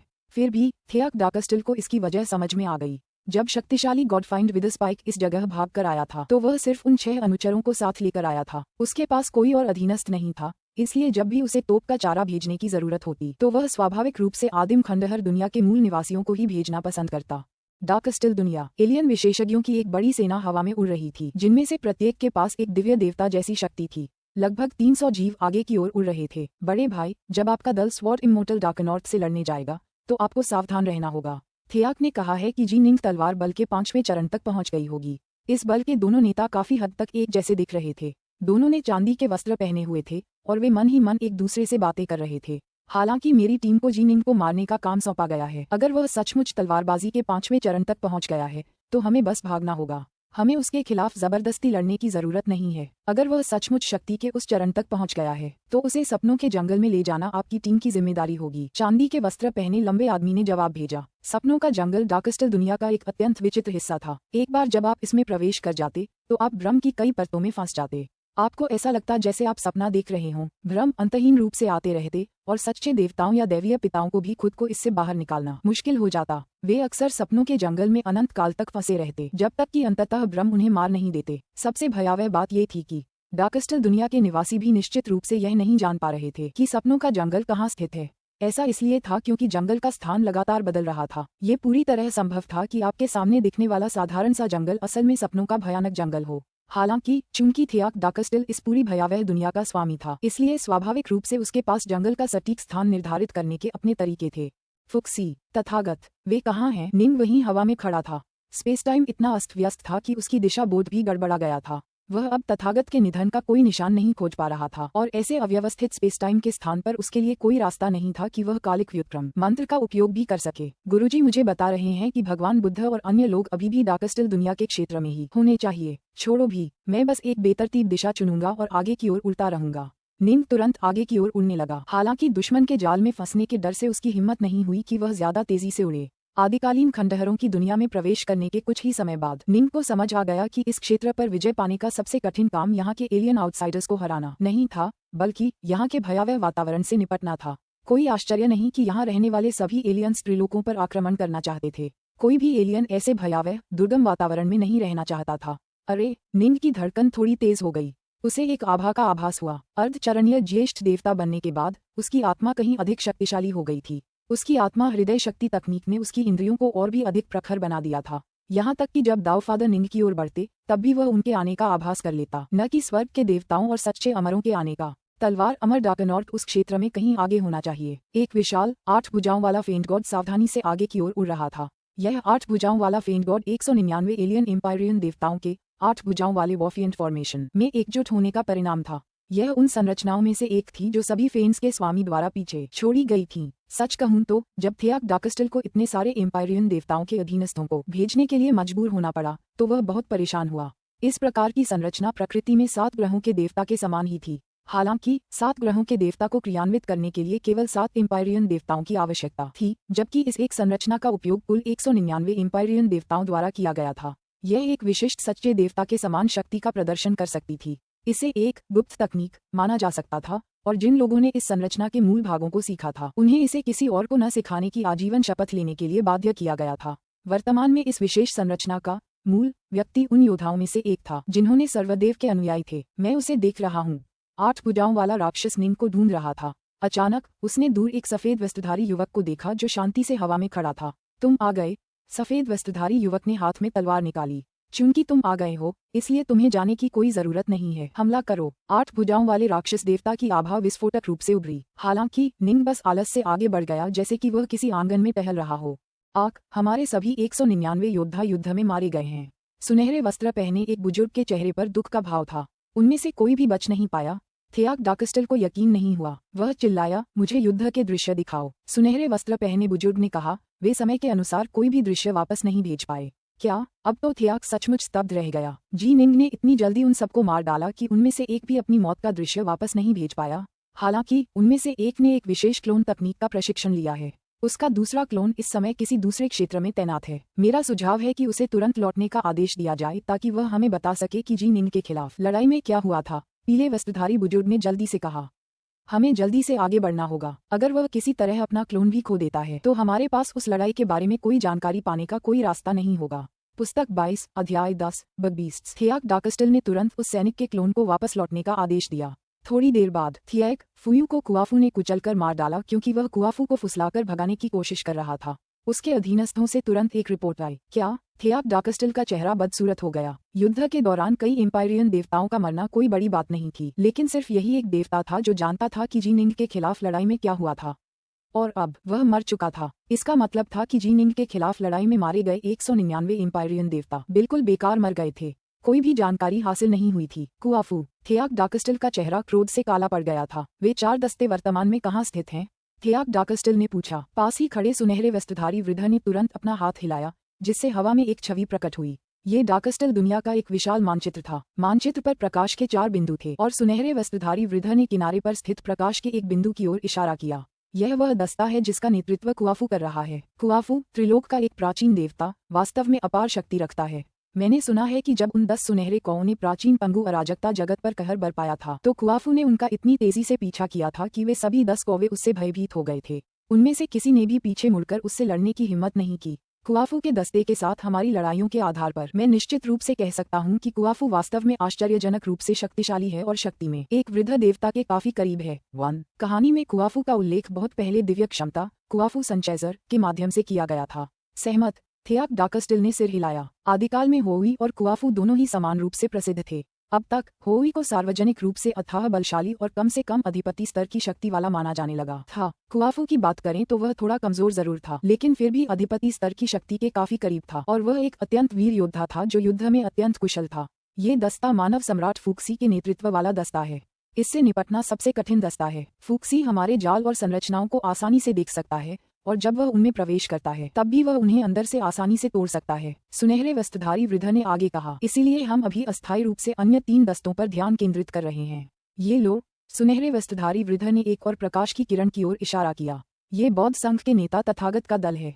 ये फूक्सी के दल जितना ही खतरनाक है। और लीजिए, इस अंतिम दस्ते का नेतृत्व दाऊवादी पथ के दाऊवादी ज़ेड कॉलरॉन कर रहे हैं। दाऊवादी ज़ेड कॉलरॉन के पास अद्भुत दिव्य क्षमताएं थीं और वह तलवारबाजी के 5वें चरण तक पहुंच चुके हैं। उनसे निपटना भी निश्चित रूप से आसान नहीं है। स्वर्ण वस्त्रधारी आकृति ने बोलते हुए प्रकाश के अंतिम कण की ओर इशारा किया। ये सुनकर थियाक डाकस्टिल के माथे पर बल पड़ गए। 3 लोगों द्वारा भेजे गए 2 दस्तों का नेतृत्व अधिपति तथागत और फूक्सी कर रहे थे। बाकी 2 का नेतृत्व कुआफू और दाववादी जैड कॉलरॉन कर रहे थे, जो अधिपति स्तर की शक्ति के भी करीब थे। उनकी टीमों में कई कुलीन दावफादर थे, साथ ही कुछ साधारण दावफादर भी थे जो कुछ खास तकनीकें जानते थे। ताओवादी जैड कॉलरॉन एक अपेक्षाकृत कम चर्चित व्यक्ति थे, लेकिन फिर भी उन्हें ताओवादी 3 पवित्रताओं के नेतृत्व में शीर्ष 2 व्यक्तियों में से एक माना जाता था। उनका अपना एक अत्यंत प्रसिद्ध शिष्य भी था, जो आदिकाल के दौरान दिव्य दरबार का सर्वोच्च सेनापति था, एरलांग शेन, जिसे यांग जियान के नाम से भी जाना जाता था। 2. जैसा कि पहले उल्लेख किया गया है, ये जर्नी टू द वेस्ट का एक प्रसिद्ध व्यक्ति है, जिसने दिव्य दरबार पर आक्रमण करने पर सन वुकोंग से युद्ध करके उसे रोक दिया था। और जी निंग कहाँ है? थियाक डाकस्टिल ने पूछा। तलवार अमर डाकनॉर्थ यहाँ है। सुनहरे वस्त्रधारी बुजुर्ग ने नक्शे के उस कोने की ओर इशारा किया, जहाँ रोशनी का एक और कण दिखाई दिया था। वह कुआफू के दस्ते के सबसे करीब है। ओह, थिएच डाक ने फिर भी सिर हिलाया। द आर्क, एक दूसर वस्त्रधारी अधीनस्थ कमरे में घुसा और फिर उन्मत्त होकर बोला, हमारे कुलगुरु फ्लोटस्टोन के दस्ते ने जीनिंग को सपनों के जंगल में फुसलाने की कोशिश की, लेकिन उसकी इंद्रियां बहुत तेज थीं। जैसे ही दस्ता उसके पास पहुंचा, उसने तुरंत उन्हें खोज लिया और फिर उन्हें मार डाला। उसे दूर से फुसलाने का कोई तरीका नहीं है, लेकिन जब भी हमारे लोग पास आते हैं, वह उन्हें मार डालता है। थियाक डाकस्टिल ने भौहें चढ़ाईं। इलाका हमारे लिए फायदेमंद है, लेकिन फिर भी हम उसे उन जगहों पर नहीं ले जा पा रहे हैं जहां हम उसे ले जाना चाहते हैं। क्या उसकी इंद्रियां सचमुच इतनी तेज हैं? लेकिन जाहिर है, उसे जरा भी अंदाजा नहीं था कि निंग अब एक अर्धचरणीय ज्येष्ठ देवता बन चुका था। उसकी आत्मा अविश्वसनीय रूप से शक्तिशाली और तीव्र थी। उन्हें अभी जी निंग से दूर रहने को कहो, थियाक डाकस्टिल ने निर्देश दिया। जाओ। हाँ। अधीनस्थ जल्दी से चला गया। डिएर्ज, सुनहरे वस्त्रधारी वृद्ध ने डिएर्ज डाकस्टिल की ओर देखा। जी निंग से निपटना आसान नहीं है, यहाँ तक कि हमारी अष्टभुजाओं वाली युद्ध राक्षस सेना भी उसने आसानी से नष्ट कर दी। वह कम से कम एक कुलीन दावफादर जितना शक्तिशाली है। हम इसी से बता सकते हैं कि वह तलवारबाजी के 5वें चरण तक पहुंच गया है। नहीं, सोवरेन थियाक ने अपना सिर हिलाया। इसके कई संभावित कारण हो सकते हैं कि वह उनकी सेना को नष्ट कर पाया। उदाहरण के लिए, ये संभव है कि वह एक सच्चा देवता बनने के लिए आगे बढ़ा हो। ये भी संभव है कि वह सहयोगियों के साथ यात्रा कर रहा हो। वह नुवा गठबंधन की अन्य प्रमुख शक्तियों को अपने साथ लाया हो। हो सकता है कि उन्हीं सहयोगियों ने सेना को नष्ट किया हो। उस युद्ध के रिकॉर्ड देखने से पहले हम बेतहाशा अटकलें नहीं लगा सकते, लेकिन 8 भुजाओं वाला योद्धा भी कोई सूचना वापस नहीं भेज पाया। सुनहरे वस्त्रधारी वृद्ध को अपनी क्षति का दुख हुआ। देवता विदस्पाइक तथागत फूक्सी, कुआफू और ताओवादी जैड कॉलरॉन से निपटने के लिए कई अलग अलग सेनाओं का नेतृत्व कर रहा है, लेकिन हमें जी निंग से अकेले ही निपटना पड़ रहा है। हमारी जाति के बहुत से सदस्य मारे जा चुके हैं। मैं जी निंग के कौशल का व्यक्तिगत रूप से परीक्षण करूंगा। थियाक डाकस्टिल की आंखों में एक बर्फीली धूसर रोशनी चमक उठी। थिएच, तुम्हें ऐसा नहीं करना चाहिए। सुनहरे वस्त्र पहने बुजुर्ग ने जल्दी से चिल्लाकर कहा, मैं खुद उसका परीक्षण करूंगा, लेकिन मैं यह अपने मन को सीधे अपने किसी बच्चे पर भेजकर करूंगा। थियाक डाकस्टिल ने शांति से कहा, चिंता मत करो, मैं बिना किसी ठोस कारण के खुद को जोखिम में नहीं डालूंगा। सुनहरे वस्त्र पहने बुजुर्ग ने राहत की सांस ली। थियाक डाकस्टिल ने हाथ हिलाया। अचानक उसके बगल वाले हॉल में 9 पर्वताकार राक्षस प्रकट हुए। एक पत्थर का दानव, एक 8 पैरों वाला भारिंग, एक 2 मुंह वाला सांप। उन सभी की आभा एक पिता के स्तर की शक्तिशाली थी। मैंने इन बगबीस्ट को पालने और उन्हें एक सच्चे ईश्वर जितना शक्तिशाली बनाने में अनगिनत साल लगा दिए हैं। मुझे उम्मीद नहीं थी कि 1000 साल से भी कम समय से प्रशिक्षित एक तलवार अमर मुझे इनका इस्तेमाल करने पर मजबूर कर पाएगा। थियाक डाकस्टिल ने बगबीस्ट को देखा और फिर जवाब में दोस्ताना तीखी आवाजें निकाली। ऐसा लग रहा था मानो वे थियाक डाकस्टिल को अपना माता पिता मानते हों। आदिकालीन अराजकता में वास्तव में बगबीस्ट पालने के लिए कई तकनीकें थीं। सच कहें तो यंग फ्लेम फ्रीक ने जो 9 बग समाधान सीखे और इस्तेमाल किए, वे वास्तव में थियाक डाकस्टिल द्वारा इस्तेमाल की गई तकनीक से भी ज्यादा गहन थे। हालांकि यंग फ्लेम फ्रीक बहुत कमजोर था, वह असली तकनीक का केवल एक छोटा सा हिस्सा ही इस्तेमाल कर पाया। जब मेरे ये 9 बच्चे जी निंग के खिलाफ लड़ेंगे, तो मैं अपना मन और आत्मा उनके साथ भेज दूंगा। वे जो भी अनुभव करेंगे, मैं भी वही अनुभव करूंगा। मैं जी निंग के कौशल को स्पष्ट रूप से समझ पाऊंगा। थियाक डाकस्टिल ने कहा, तुम सभी 9 बगबीस्टों को बाहर भेजने वाले हो? सुनहरे वस्त्र पहने बुजुर्ग को थोड़ा दुख हुआ। 3 ही काफी होंगे, है ना? सतर्क रहना ही बेहतर है। हम एक बार पहले ही असफल हो चुके हैं, हम दोबारा असफल नहीं हो सकते। थियाक डाकस्टिल ने अपनी इच्छा शक्ति का परिचय दिया, जिससे 9 बगबीस्ट एक बार फिर चीख उठे। फिर वे हवा में उड़ गए और तेजी से जी निंग की दिशा में अंतरिक्ष के शून्य में गायब हो गए। इस क्षेत्र में विकृत उलझा हुआ स्पेस टाइम निंग को चोट पहुंचाने के लिए कोई खतरा नहीं था। उसकी आत्मा इतनी शक्तिशाली थी कि वह भांप सकता था कि कौन सी जगहें उसके लिए खतरा हैं और कौन सी सुरक्षित हैं। स्वूश, जैसे ही वह आगे बढ़ा, उसकी आंखें अचानक चमक उठीं। एक चमकदार खूबसूरत झील उसके सामने प्रकट हुई थी और झील के बीचों बीच एक छोटा सा टापू था जो जंगली घास से भरा हुआ था। मुझे उम्मीद नहीं थी कि इतने अस्त व्यस्त स्पेस टाइम के क्षेत्र में इतनी खूबसूरत जगह मौजूद होगी। निंग की हृदय शक्ति हजारों किलोमीटर के क्षेत्र में फैल गई थी और लहरों की तरह उस क्षेत्र के हर इंच को स्कैन कर रही थी। उसने तस्दीक की कि यह कोई जाल नहीं है, फिर सीधे द्वीप पर उतरा और बैठ गया। उसने शराब का एक पैकेट निकाला, फिर पीछे झुककर खुद भी एक घूंट लिया। वह काफी निश्चिंत दिख रहा था, लेकिन वास्तव में निंग ये तय करने की कोशिश कर रहा था कि उसका अगला कदम क्या होना चाहिए। जब से मैंने डार्कस्टल की दुनिया में कदम रखा है, मुझ पर अक्सर एलियन आउटसाइडर्स हमला करते रहते हैं। वे मुझे चुनौती देते रहते हैं और वे स्थानीय वातावरण से अच्छी तरह वाकिफ हैं। ऐसा लगता है कि उन्हें ठीक ठीक पता है कि मैं कहाँ हूँ। निंग ने भौहें चढ़ाईं। यह एक असहज एहसास था, यह न जानते हुए कि दुश्मन कहाँ है, लेकिन दुश्मन को ठीक ठीक पता था कि वह कहाँ है। इसके लिए कुछ भी नहीं था। तीनों लोगों ने आदिकालीन खंडहरों पर कभी कोई वास्तविक हमला नहीं किया था। इसका एक बड़ा कारण यहाँ का वातावरण अत्यंत दुर्गम था। इस जगह पर आक्रमण करना बहुत कठिन था। डार्कस्टल की दुनिया इतनी बड़ी भी नहीं है। जब तक मैं पर्याप्त जगहों पर जाऊंगा, देर सवेर मुझे कुछ ऊर्जा तरंगे महसूस होंगी और मैं बाकी 4 दस्तों में से किसी एक का पता लगा पाऊंगा। निंग ने अचानक भौहें चढ़ाईं और दूर की ओर देखने लगा। यहाँ भी और वहाँ भी। निंग ने द्वीप पर अपनी स्थिति से 8 दिशाओं की ओर देखा। उसे कई आभाएं अलग अलग दिशाओं से तेज गति से आती हुई महसूस हुई। वह जल्दी से खड़ा हुआ और हाथ में एक डार्क नॉर्थ तलवार ली। ग्रवार, एक गुर्राहट के साथ, एक नीला भरिंग जिसकी पीठ पर 2 पंख थे, अचानक 10,000 किलोमीटर से भी ज्यादा दूर स्पेस टाइम के एक विकृत क्षेत्र से प्रकट हुआ। उसकी सुनहरी आंखें निंग की ओर घूर रही थीं। हिस्सस, एक विशाल 2 सिर वाला काला सांप आसमान के दूसरे हिस्से से निकला। एक के बाद एक कीट जानवर प्रकट हुए, जिनमें से प्रत्येक में एक सच्चे भगवान की आभा थी। निंग ने धीरे से मन ही मन बुदबुदाया, बगबीस्ट। निंग ने बगबीस्ट पालने की कई तकनीकें सीखी थीं। कारागार की दुनिया के पत्थर के स्तंभों से और साथ ही विश्व देवता नॉर्थरेस्ट द्वारा दी गई तकनीकों से भी। आदिकालीन अराजकता में कई प्रमुख शक्तियां थीं जिन्होंने इस प्रकार की तकनीकों का प्रशिक्षण लिया था। ऐसा इसलिए था क्योंकि प्रमुख शक्तियां बहुत लंबे समय तक जीवित रहती थीं। जब वे किसी अड़चन पर पहुंच जाती और अधिक शक्तिशाली नहीं बन पाती, तो वे अपना कुछ ध्यान शक्तिशाली बगबीस्ट पालने में लगा देती। ये बगबीस्ट उनके प्रति पूरी तरह वफादार और समर्पित होते और विश्वासघात की कोई संभावना नहीं होती। इनका उपयोग खतरनाक इलाकों की टोह लेने के लिए या अपने स्वामी पर पड़ने वाले गंभीर प्रहार को रोकने के लिए भी किया जा सकता था। ऐसे जीवों के अनेक उपयोग थे। पुस्तक 22, अध्याय 11, तलवार मोड़। यदि आप भाग्यशाली रहे तो हो सकता है कि आप एक ऐसे कीट जानवर को पाल लें जो आपसे भी अधिक शक्तिशाली हो। बगबीस्ट्स की बुद्धि का स्तर कम था और दाव के बारे में उनकी समझ साधकों से कहीं कम थी। हालांकि यही कारण था कि उन्हें उन्नत करना काफी आसान था। उनके सबसे शक्तिशाली हथियार उनके विशाल शक्तिशाली शरीर थे। ग्रोआर, 9 बगबीस्ट 9 अलग अलग दिशाओं से हमला कर रहे थे। वे जी निंग से हजारों किलोमीटर दूर थे और वे सब उसे घूरते हुए चीख रहे थे, दहाड़ रहे थे और चीख रहे थे। निंग द्वीप के ऊपर खड़ा था। उसने उन्हें अपनी नजरों से देखा, फिर जोर से हंसा। मुझे आश्चर्य है कि कौन सी महाशक्ति इतनी भयभीत है कि वह खुद आने की हिम्मत नहीं करती और कुछ कीड़े भेज देती है। थियाक डार्कस्टल, जिसका मन और आत्मा इन 9 बगबीस्टों के साथ सवार थे, ये सुनकर क्रोधित हो गए। मेरे बच्चे तुम्हें मारने के लिए काफी हैं। पत्थर के विशालकाय आकार का वह कीड़ा जानवर गुस्से से दहाड़ा। उसके पथरीले बाहरी हिस्से के फटे हुए हिस्सों के नीचे मांस और खून दिखाई दे रहा था। ओह, क्या ऐसा है? निंग ने अपनी चाल चली। स्विश, आसमान में एक काली बिजली चमक उठी। निंग के लिए 10-20 हजार किलोमीटर की दूरी कोई बड़ी दूरी नहीं थी। उसके लिए इतनी दूरी तय करना उतना ही आसान था जितना किसी आम इंसान के लिए एक कदम चलना। वह तुरंत उस पत्थर के दानव के सामने प्रकट हुआ और जैसे ही वह पहुंचा, तलवार की रोशनी की एक बर्फीली ठंडी धार भी उतर आई। लानत है तुझ पर! पत्थर के दानव ने अपने विशाल गदा जैसे हाथों को लहराया, उनसे निंग पर प्रहार किया और निंग के हमले को पूरी तरह से अनदेखा कर दिया। हमला! बाकी 8 बगबीस्ट भी उसकी ओर उड़े, लेकिन अचानक स्नेक स्नेक स्नेक, तलवार की रोशनी निंग की तरफ लौट आई। निंग उस पत्थर के दानव के सामने शांति से खड़ा था। पत्थर के दानव की मुठियां निंग पर पड़ने ही वाली थीं कि अचानक वह जड़ हो गया।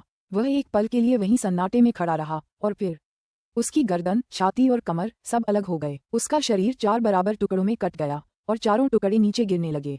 निंग की तलवार की रोशनी ने उस पत्थर के दानव की जान पूरी तरह से ले ली थी।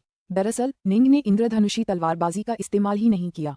इस स्तर के दुश्मन के सामने उसे इस्तेमाल करने की कोई जरूरत ही नहीं थी। क्या वो बिना किसी तलवारबाजी के भी इतना शक्तिशाली है? ये तलवारबाजी वाकई ऐसी चीज है जो सिर्फ 5वीं स्टेज की तलवारबाजी में महारत हासिल करने वाला कोई विशेषज्ञ ही कर सकता है। इसमें कोई शक नहीं। द डार्कस्टल को तुरंत इस बात का यकीन हो गया। जी निंग ने इंद्रधनुषी तलवारबाजी का इस्तेमाल नहीं किया था, लेकिन यही वजह थी कि वो डरावना था। भागो! 8 कीड़े मकोड़े जो निंग की ओर दौड़ रहे थे, जल्दी से इधर उधर भागने लगे। तुम भागना चाहते हो? निंग की निगाहें ठंडी पड़ गईं। हालांकि उसके पास 9 हॉर्न लाइटनिंग सरपेंट तकनीक थी। ये 8 बगबीस्ट अलग अलग दिशाओं में भाग रहे थे और जल्द ही अराजक स्पेस टाइम के एक क्षेत्र में गायब हो जाएंगे। उठो! निंग ने आसमान की ओर उंगली उठाई। गड़गड़ाहट! आसमान अचानक अंधेरा छा गया। इलाके में इंद्रधनुषी रंग की तलवारों की रोशनी की धारियां दिखाई देने लगीं और पल भर में पूरा इलाका इंद्रधनुषी रंग की तलवारों की रोशनी से भरी दुनिया में तब्दील हो गया। ये तलवारों की दुनिया थी। 8 बगबीस्ट देखते ही रह गए जब उनके आसपास का आकाश और धरती अचानक इंद्रधनुषी रंग की तलवार रोशनी की दुनिया में बदल गई। सभी डर गए। थियाक डाकस्टल, जिसकी आत्मा उनके साथ सवार थी, ने तुरंत उन्हें भागने के लिए कहा। थियाक डाकस्टल को पहले ही अंदाजा हो गया था कि जी निंग तलवार बल के 5वें चरण में पहुंच चुकी है, इसलिए उसे जरा भी आश्चर्य नहीं हुआ। तो क्या हुआ अगर वह तलवार की दुनिया प्रकट कर सके? यह एक बड़े पैमाने की तकनीक है, हाँ, लेकिन इसका मतलब है कि यह तकनीक काफी कमजोर होगी। तलवार रोशनी की हर एक लकीर काफी कमजोर है, यह मेरे बच्चों को किसी भी तरह से नुकसान नहीं पहुंचा पाएगी। तलवार मोर। निंग ने ये शब्द धीरे से बुदबुदाए, लेकिन उनकी आवाज मानो स्वर्ग और धरती की आवाज थी। जब वह बोलते तो उनके शब्द पूरे क्षेत्र में ऐसे गूंजते मानो अभी अभी कोई फरमान सुनाया गया हो। क्षेत्र को भरने वाली चमकदार इंद्रधनुषी रंग की तलवार की रोशनी तुरंत एक दूसरे में विलीन होने लगी, जिससे ऐसा दृश्य निर्मित हुआ जो खिलती हुई फूलों की कलियों या पंख दिखाते हुए मोर जैसा प्रतीत हो रहा था। वूश! तलवार की रोशनी आगे बढ़ते हुए एक रहस्यमय इरादे को विकिरणित कर रही थी, और तलवार की इंद्रधनुषी रोशनी की अनगिनत धारियां कुल 1001 मोर पंखों में बदल गईं, जो इतने चमकदार और सुंदर थे कि कोई भी उनके नशे में होने से खुद को नहीं रोक सकता था। भागते हुए 8 बगबीस्टों को बचने का कोई मौका नहीं मिला। तलवार की भयानक रोशनी उनके आर पार हो गई, और फिर उनके शरीर पूरी तरह बिखर गए, सारा जीवन खत्म हो गया। सभी 9 बगबीस्ट मारे जा चुके थे। तलवार स्वर्ग पृथ्वी की 7 तलवार मुद्राएं सचमुच असाधारण रूप से शक्तिशाली हैं।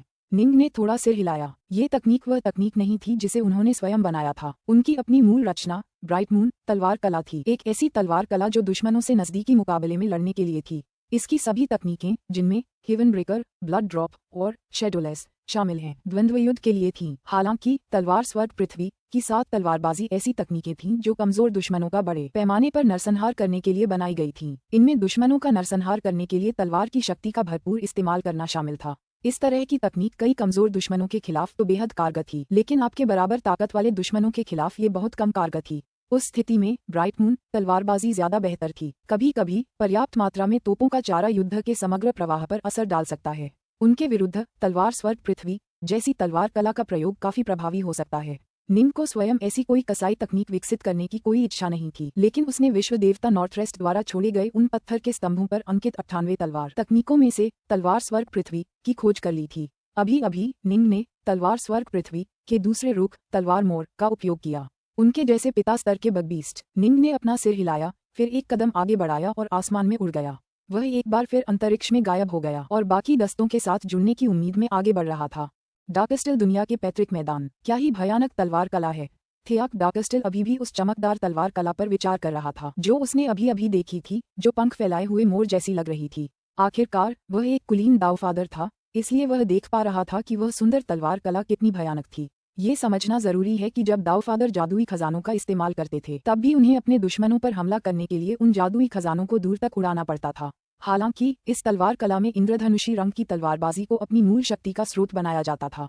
एक विचार से तलवारबाज जमीन के एक बहुत बड़े हिस्से को अपनी तलवारबाजी से भर सकता था और साथ ही अपनी शक्ति का एक भयानक स्तर भी बनाए रख सकता था। चमकदार, रहस्यमयी, चौंकाने वाला तेज। थियाक डाकस्टिल पूरी तरह से स्तब्ध रह गया। जब मैं सर्वदेव के अनुयायी था तो आदिम अराजकता में कई जगहों पर गया, लेकिन इतनी चमकदार सुंदर तलवार कला मैंने पहली बार देखी है।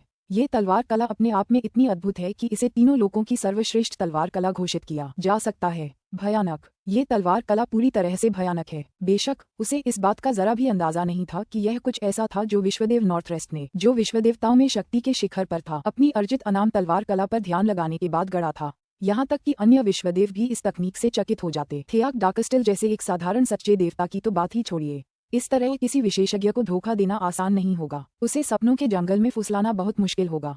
इसके अलावा जंगल उसे रोक भी नहीं पाएगा। आखिरकार थियाक डाकस्टिल ने उस आखिरी तलवारबाजी को खुद देखा था। अब जी निंग के बारे में उसकी राय पहले से कहीं ज्यादा ऊंची हो गई थी। उसके दिल में जी निंग अब ताओवादी ज़ैड कॉल्ड्रॉन से भी ज्यादा भयानक शख्सियत मानी जाने लगी थी। उसने ऐसी तलवारबाजी कैसे बनाई होगी?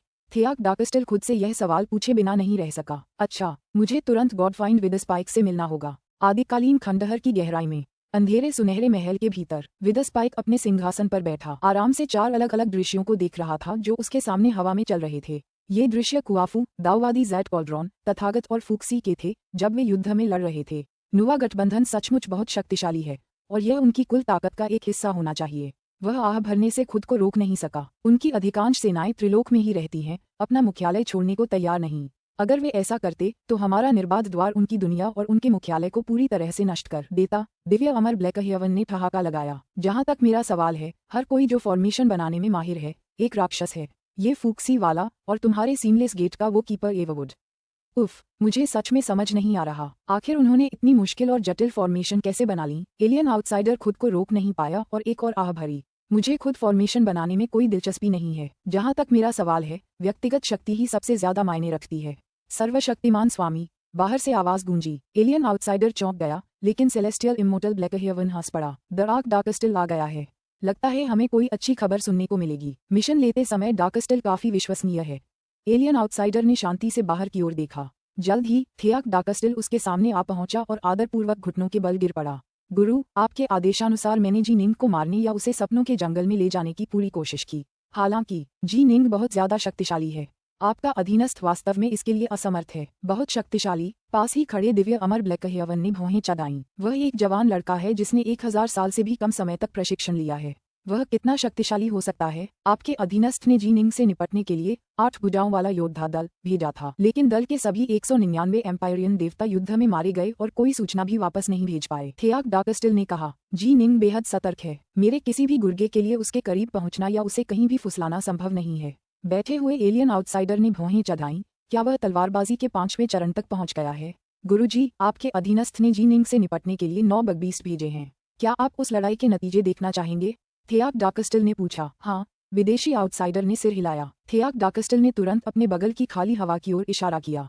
युद्ध के दृश्य तुरंत उभर आए और खाली हवा में घूमने लगे। यही वह दृश्य था जो थियाक डार्कस्टिल ने अभी अभी प्रत्यक्ष रूप से देखा था। पूरा हॉल पूरी तरह शांत था। सबका ध्यान युद्ध पर था। 9 बगबीस्ट प्रकट हुए। जी निंग खड़ा हुआ और अपनी तलवार निकाली। उसकी तलवार चल पड़ी और एक बगबीस्ट 4 टुकड़ों में बट गया। एलियन आउटसाइडर ने सिर हिलाया और अपना फैसला सुनाया। ये तलवारबाजी वाकई इस बात का सबूत है कि वह तलवारबाजी के 5वें चरण तक पहुंच गया है। 8 बगबीस्ट अलग अलग दिशाओं में भागने लगे। जी निंग ने आकाश की ओर इशारा किया, जिससे असीम मात्रा में तलवारें उतरीं और तलवारों की एक पूरी दुनिया बन गई। फिर उसने बगबीस्टों का संहार करने के लिए एक भयानक तलवार कला का इस्तेमाल किया।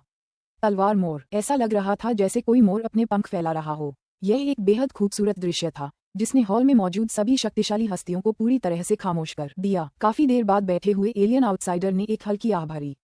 कितना सुंदर, कितनी खूबसूरत तलवार। बहुत समय हो गया है इतनी सुंदर तलवार कला देखे हुए। पिछली बार मैंने ऐसी तलवार कला हिलफॉल शहर में देखी थी, जहां मैंने दूर आकाश में कैओस इमॉर्टल्स को लड़ते देखा था। बस यही एक बार था जब मैंने इतनी सुंदर तलवार कला देखी थी। वह सचमुच आपके तीनों लोगों का नंबर 1 स्वॉर्ड इमॉर्टल है। ये प्रतिष्ठा पूरी तरह से इसके लायक है। वहां मौजूद सभी लोगों ने सिर हिलाया। ये तलवारबाजी कत्लेआम करने की एक तकनीक थी, लेकिन यह एक बेहद खूबसूरत तकनीक भी थी। यह इतना शक्तिशाली कैसे हो सकता है? वह हिरण शिकारी दुनिया में जितना शक्तिशाली था, उससे भी ज्यादा शक्तिशाली कैसे हो गया? दिव्य अमर ब्लैकहेवन को ये सब स्वीकार करना बहुत मुश्किल लगा। उस समय उसे अभी भी दूत पर निर्भर रहना पड़ता था। अब अकेले और सिर्फ एक तलवार का इस्तेमाल करके वह इतनी जबरदस्त शक्ति का प्रदर्शन कर सकता है। मास्टर, मुझे कुछ रिपोर्ट करना है। थियाक डार्कस्टिल का चेहरा अचानक बदल गया। क्या बात है? अजनबी बाहरी व्यक्ति ने भौहें चढ़ाईं। वह उस तलवारबाजी की खूबसूरती से मंत्रमुग्ध हो गया था। स्वाभाविक रूप से वह अपनी ख्यालों से जागने पर बहुत दुखी था। थियाक डार्कस्टिल ने जल्दी से कहा, जी निंग ने मेरे 9 बगबीस्टों को मार गिराने के बाद आगे बढ़ना जारी रखा। अब उसे कुआफू के दस्ते के साथ चल रही लड़ाई की लहरें महसूस हो रही हैं। वह तेज गति से कुआफू के दस्ते की ओर बढ़ रहा है और जल्द ही उनके साथ मिल जाएगा। पुस्तक 22, अध्याय 12, एक साथ जुड़ना। क्या वह कुआफू के दस्ते में शामिल होने वाला है? एलियन आउटसाइडर ने सिंहासन के आर्मरेस्ट पर अपनी उंगलियों से ढोल बजाया, फिर दिव्य अमर ब्लैकहेवन की ओर देखते हुए मुस्कुराया। ब्लैकहेवन, जी निंग सचमुच तीनों लोगों का निर्विवाद नंबर 1 तलवार अमर है। सिर्फ यही तलवार कला ये सुनिश्चित करती है कि मेरे ये बेकार गुर्गे उससे निपट नहीं पाएंगे। अकेले भी उससे निपटना बहुत मुश्किल है। एक बार जब वह कुआफू के साथ मिल जाएगा तो उससे निपटना और भी मुश्किल हो जाएगा। मैं कुछ नहीं कर सकता। अगर सीमलेस गेट उसे रोकना चाहता है तो मेरा सुझाव है कि आप जल्दी करें। ब्लैकहेवन ने जल्दी से कहा, गॉडफ्रेंड, हम आपके साथ जिस रणनीति पर सहमत हुए थे वह ये थी कि हम आदिकालीन खंडहरों के अशांत वातावरण का उपयोग करके तीनों लोगों के अधिक से अधिक सच्चे देवताओं और दैवीय पिताओं को मार डालेंगे। अभी सीमलेस गेट के आक्रमण का समय नहीं आया है। जैसे ही हम आक्रमण करेंगे अंत्युत तुरंत शुरू हो जाएगा। फिर तो हमारे पास कोई विकल्प नहीं बचा, एलियन आउटसाइडर ने शांति से कहा। 3 क्षेत्र। ऑल्फियन दुनिया के एक महल के भीतर 16 सच्चे देवता और दैवीय पिता यहाँ मौजूद थे, जिनमें सभी राक्षसों का स्वामी, रक्षक एववुड, दैवीय माता शैतान हाथ, काले वस्त्रधारी देवराज, दैवीय पिता नेदजेड और अन्य शामिल थे। कुछ ने अपने असली शरीर भेजे थे और कुछ ने अवतार प्रकट किए थे। सबसे कमजोर व्यक्ति अभी भी एक कुलीन दैवीय पिता था। मास्टर, बाहर से आवाज आई, ब्लैकहेवन, अंदर आओ, सभी राक्षसों के भगवान ने कहा। दिव्य अमर ब्लैकहेवन ने प्रवेश किया, फिर सम्मानपूर्वक कहा, हमें अभी अभी आदिकालीन खंडहरों से एक नई खुफिया रिपोर्ट मिली है। बैठे हुए सच्चे देवताओं और देवपिताओं ने ब्लैक हेवन की ओर देखा। सभी राक्षसों के स्वामी ने कहा, बोलो गुरु, कृपया एक नजर डालें। दिव्य अमर ब्लैक हेवन ने पास ही एक खाली जगह की ओर इशारा किया। तुरंत एक युद्ध के दृश्य प्रदर्शित होने लगे। ये जी निंग और उन 9 बगबीस्ट्स के बीच का युद्ध था। दृश्य देखने के बाद ब्लैक हेवन स्वाभाविक रूप से दूसरों के लाभ के लिए उसे पुनः प्रस्तुत करने में सक्षम हो गया। जी निंग 9 बगबीस्टों से लड़ रही है। देखने में तो ये बगबीस्ट सच्चे देवताओं के स्तर के काफी शक्तिशाली होंगे। प्रमुख शक्तियां इस लड़ाई पर पूरा ध्यान दे रही थीं। जब उन्होंने निंग को एक ही तलवार के वार से एक बगबीस्ट को आसानी से मारते देखा तो उनकी भौहें तन गईं। लेकिन जब तलवार मयूर का प्रदर्शन हुआ तो हॉल में मौजूद सभी प्रमुख शक्तियां दंग रह गईं। दरअसल इस खूबसूरत तकनीक को देखकर डाउन द डेविल हैंड और कुछ अन्य दावफादर्स की आंखों में पूर्ण आनंद के भाव देखे जा सकते थे। कितनी सुंदर तलवार कला है, डाउन द डेविल हैंड ने धीमी आह भरी। ये सचमुच सुंदर है। क्या भयानक तलवार कला है। रक्षक एववुड ने भी सिर हिलाया। ये बस एक क्षेत्र प्रभाव तलवार कला है जिसका इस्तेमाल जी निंग कई कमजोर दुश्मनों पर हमला करने के लिए करता है। उसके नजदीकी युद्ध कौशल निस्संदेह और भी भयानक हैं। वह अपनी इंद्रधनुषी तलवारबाजी का इस्तेमाल किए बिना भी उस बगबीस्ट को आसानी से मार गिराने में कामयाब रहा। इसका मतलब है कि उस वार ने उसकी असली शक्ति का बस एक छोटा सा हिस्सा ही उजागर किया। सभी राक्षसों का स्वामी और भी गंभीर हो गया। नुवा गठबंधन का तलवार अमर डाकनॉर्थ अब हमारा एक बड़ा दुश्मन बन गया है। वह दावफादर फूजू से कमजोर नहीं है। उसने दावफादर फूजू से भी कम समय तक प्रशिक्षण लिया है, कीपर एववुड ने कहा। उसने 1000 साल से भी कम समय तक प्रशिक्षण लिया है, लेकिन वह शक्ति के इतने उच्च स्तर तक पहुंच गया है। हमारे गॉड किंग के प्रयास वास्तव में जी निंग को इतनी जल्दी प्रशिक्षित करने में मदद करने के लिए काफी अपरिहार्य थे, डाउन द डेविल हैंड ने मजाक उड़ाते हुए कहा, क्योंकि उसने राख चेहरे वाले गॉड किंग की तरफ देखा था। काले वस्त्रधारी देवराजना उदास और आक्रोश से भर गया। जब उसने तलवार का वह सुंदर प्रहार देखा तो वह भी उस पर बेकाबू होकर मंत्रमुग्ध हो गया।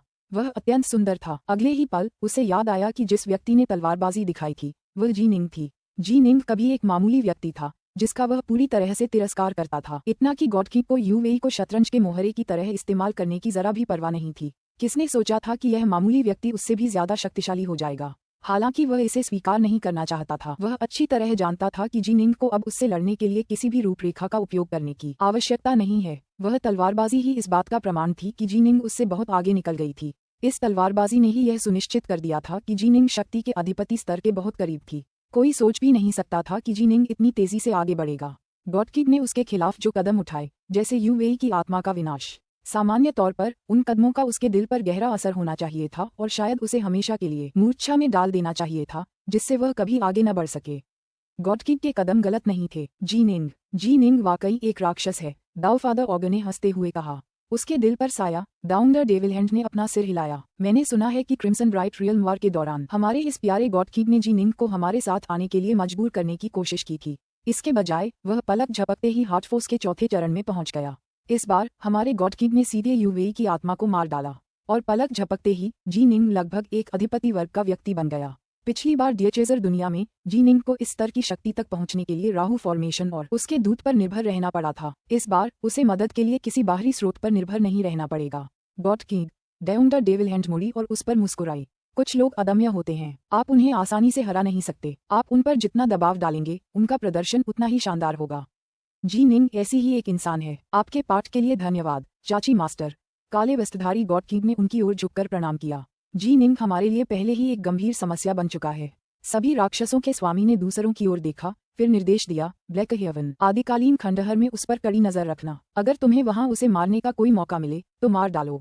हाँ, दिव्य अमर ब्लैक हेवन ने सम्मानपूर्वक सहमति व्यक्त की। आदिकालीन खंडहर दुनिया, अंधकार में दुनिया, दसियों हजार किलोमीटर लंबा एक विशालकाय पैर आसमान को चीरता हुआ जमीन की ओर तेजी से नीचे की ओर गिरा। पहाड़ और नदियां दोनों ही इस पैर से पूरी तरह कुचलकर चपटी हो गईं, क्योंकि धरती में एक विशाल पदचिह्न गड़ा हुआ था। फिर विशाल पैर तेजी से सिकुड़ गया और एक नंगे सीने मांसल आदमी जिसने फर की लंगोटी पहनी हुई थी प्रकट हुआ। वह जोर से हंसा, आहा, ये कुत्ते की विष्ठा की आकृतियां वाकई बहुत कष्टदायक हैं। ये इतनी रहस्यमय और गहरी लगती हैं, लेकिन जब मैं अपना पैर नीचे रखता हूँ तो धरती भी फट जाती है। क्या इससे ये आकृतियां पूरी तरह से नष्ट नहीं हो जाती? जिन्हें आप नष्ट कर सकते हैं वे सभी कमजोर हैं। सुनहरे वस्त्र पहने, सिर पर ड्रेकोनिक सींगों वाली एक महिला हंसते हुए उसकी ओर बढ़ी। ये थोड़ा निराशाजनक था। मैं इस संरचना के रहस्यों का अध्ययन करने में थोड़ा और समय बिताना चाहता था। एक सुंदर चांदी के बालों वाले पंखा लिए हुए युवक ने अपना सिर हिलाया। कुआफू ने इस बात का फायदा उठाया कि वह मुझसे तेज दौड़ता है, वरना मैं अपनी कुल्हाड़ी के एक वार से उस टुकड़ी को चीर देता। एक विशालकाय बिना सिर वाला फेंट गॉड भी उनके बगल से गुजर रहा था। ये बिना सिर वाला फेनकॉर्ड भी नंगा था, लेकिन उसकी आंखें वहाँ थीं जहाँ उसके निप्पल होने चाहिए थे और मुंह वहाँ जहाँ उसकी नाभि होनी चाहिए थी। उसका पेट मुंह कुछ नाखुशी से बोल रहा था, जिंगटियन, मैं असल में भागा नहीं था, मैंने बस अपना पैर आगे बढ़ाया और उस कुत्ते की तरह बनी संरचना पर पैर रख दिया। लकड़ी का डंडा हाथ में लिए वह हट्टा कट्टा आदमी कुआफू था। कुआफू गर्व से हंसा और उसने अपने पैर के अंगूठे भी हल्के से हिलाए। छह राक्षस आपस में बातें और मजाक करते हुए तबाही मचाते रहे। खतरनाक रचनाएं, धिक्कार है। पहले वे उन्हें कुल्हाड़ी से काटेंगे या जोर से रौंदेंगे। जब वे 6 लोग एक साथ काम करते थे तो उनकी हरकतें सीधी और क्रूर होती थीं। अरे, पंखा लिए उस खूबसूरत नौजवान का चेहरा थोड़ा बदल गया जब वह दूर देखने के लिए मुड़ा। कुछ हो रहा है। बाकी 5 राक्षस देवता उसकी बातें सुनकर सावधानी से करवटें बदलने लगे। वे अच्छी तरह जानते थे कि हालांकि उनका अच्छा दोस्त विंडफेट एक साधारण दावफादर था, उसकी इंद्रियां अविश्वसनीय रूप से तीव्र थीं। वह हवा का इस्तेमाल करके कई ऐसी बातें भांप सकता था जो दूसरे नहीं भांप सकते थे। दरअसल वह भाग्य की चाल जानने में भी माहिर था, इसीलिए उसे दावफादर विंडफेट के नाम से जाना जाता था। इस दस्ते में वह खतरे का सबसे अच्छा संसूचक था। उसके बिना ये क्रूर आकृतियां आसानी से खतरनाक जाल से भरे इलाकों में फंस जाती। झपटा, दूर से एक काला बिजली सा सांप उनकी ओर उड़ रहा था। 9 सींग वाला बिजली सांप। काले सांप को देखकर वे सभी थोड़ा शांत हो गए। ये स्वॉर्ड इमोर्टल डार्कनॉर्थ है, जी निंग। जिंगटियन हंसा। 3 लोगों में इस 9 हॉर्न लाइटनिंग सरपेंट तकनीक का इस्तेमाल करने वाला एकमात्र व्यक्ति जी निंग ही होना चाहिए। लेकिन ये थोड़ा अजीब है, क्या सीमलेस गेट ने उसका असली शरीर नष्ट नहीं कर दिया था?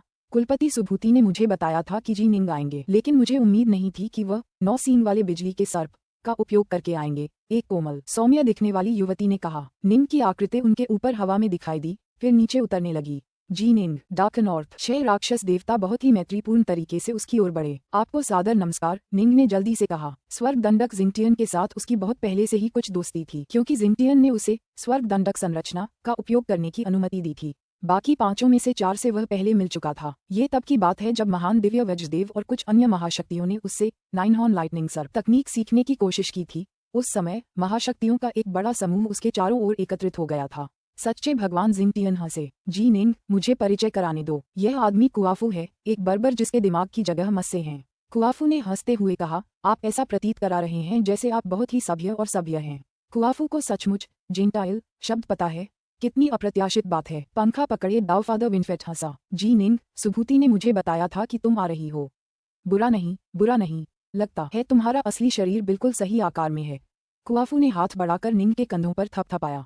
जिंगटियन ने परिचय जारी रखा, ये दावफादर विंडफेट है। दावफादर विंडफेट ने अपना पंखा मोड़ा, फिर सिर हिलाया और निंग की ओर मुस्कुराया। यह महारानी शी हैं।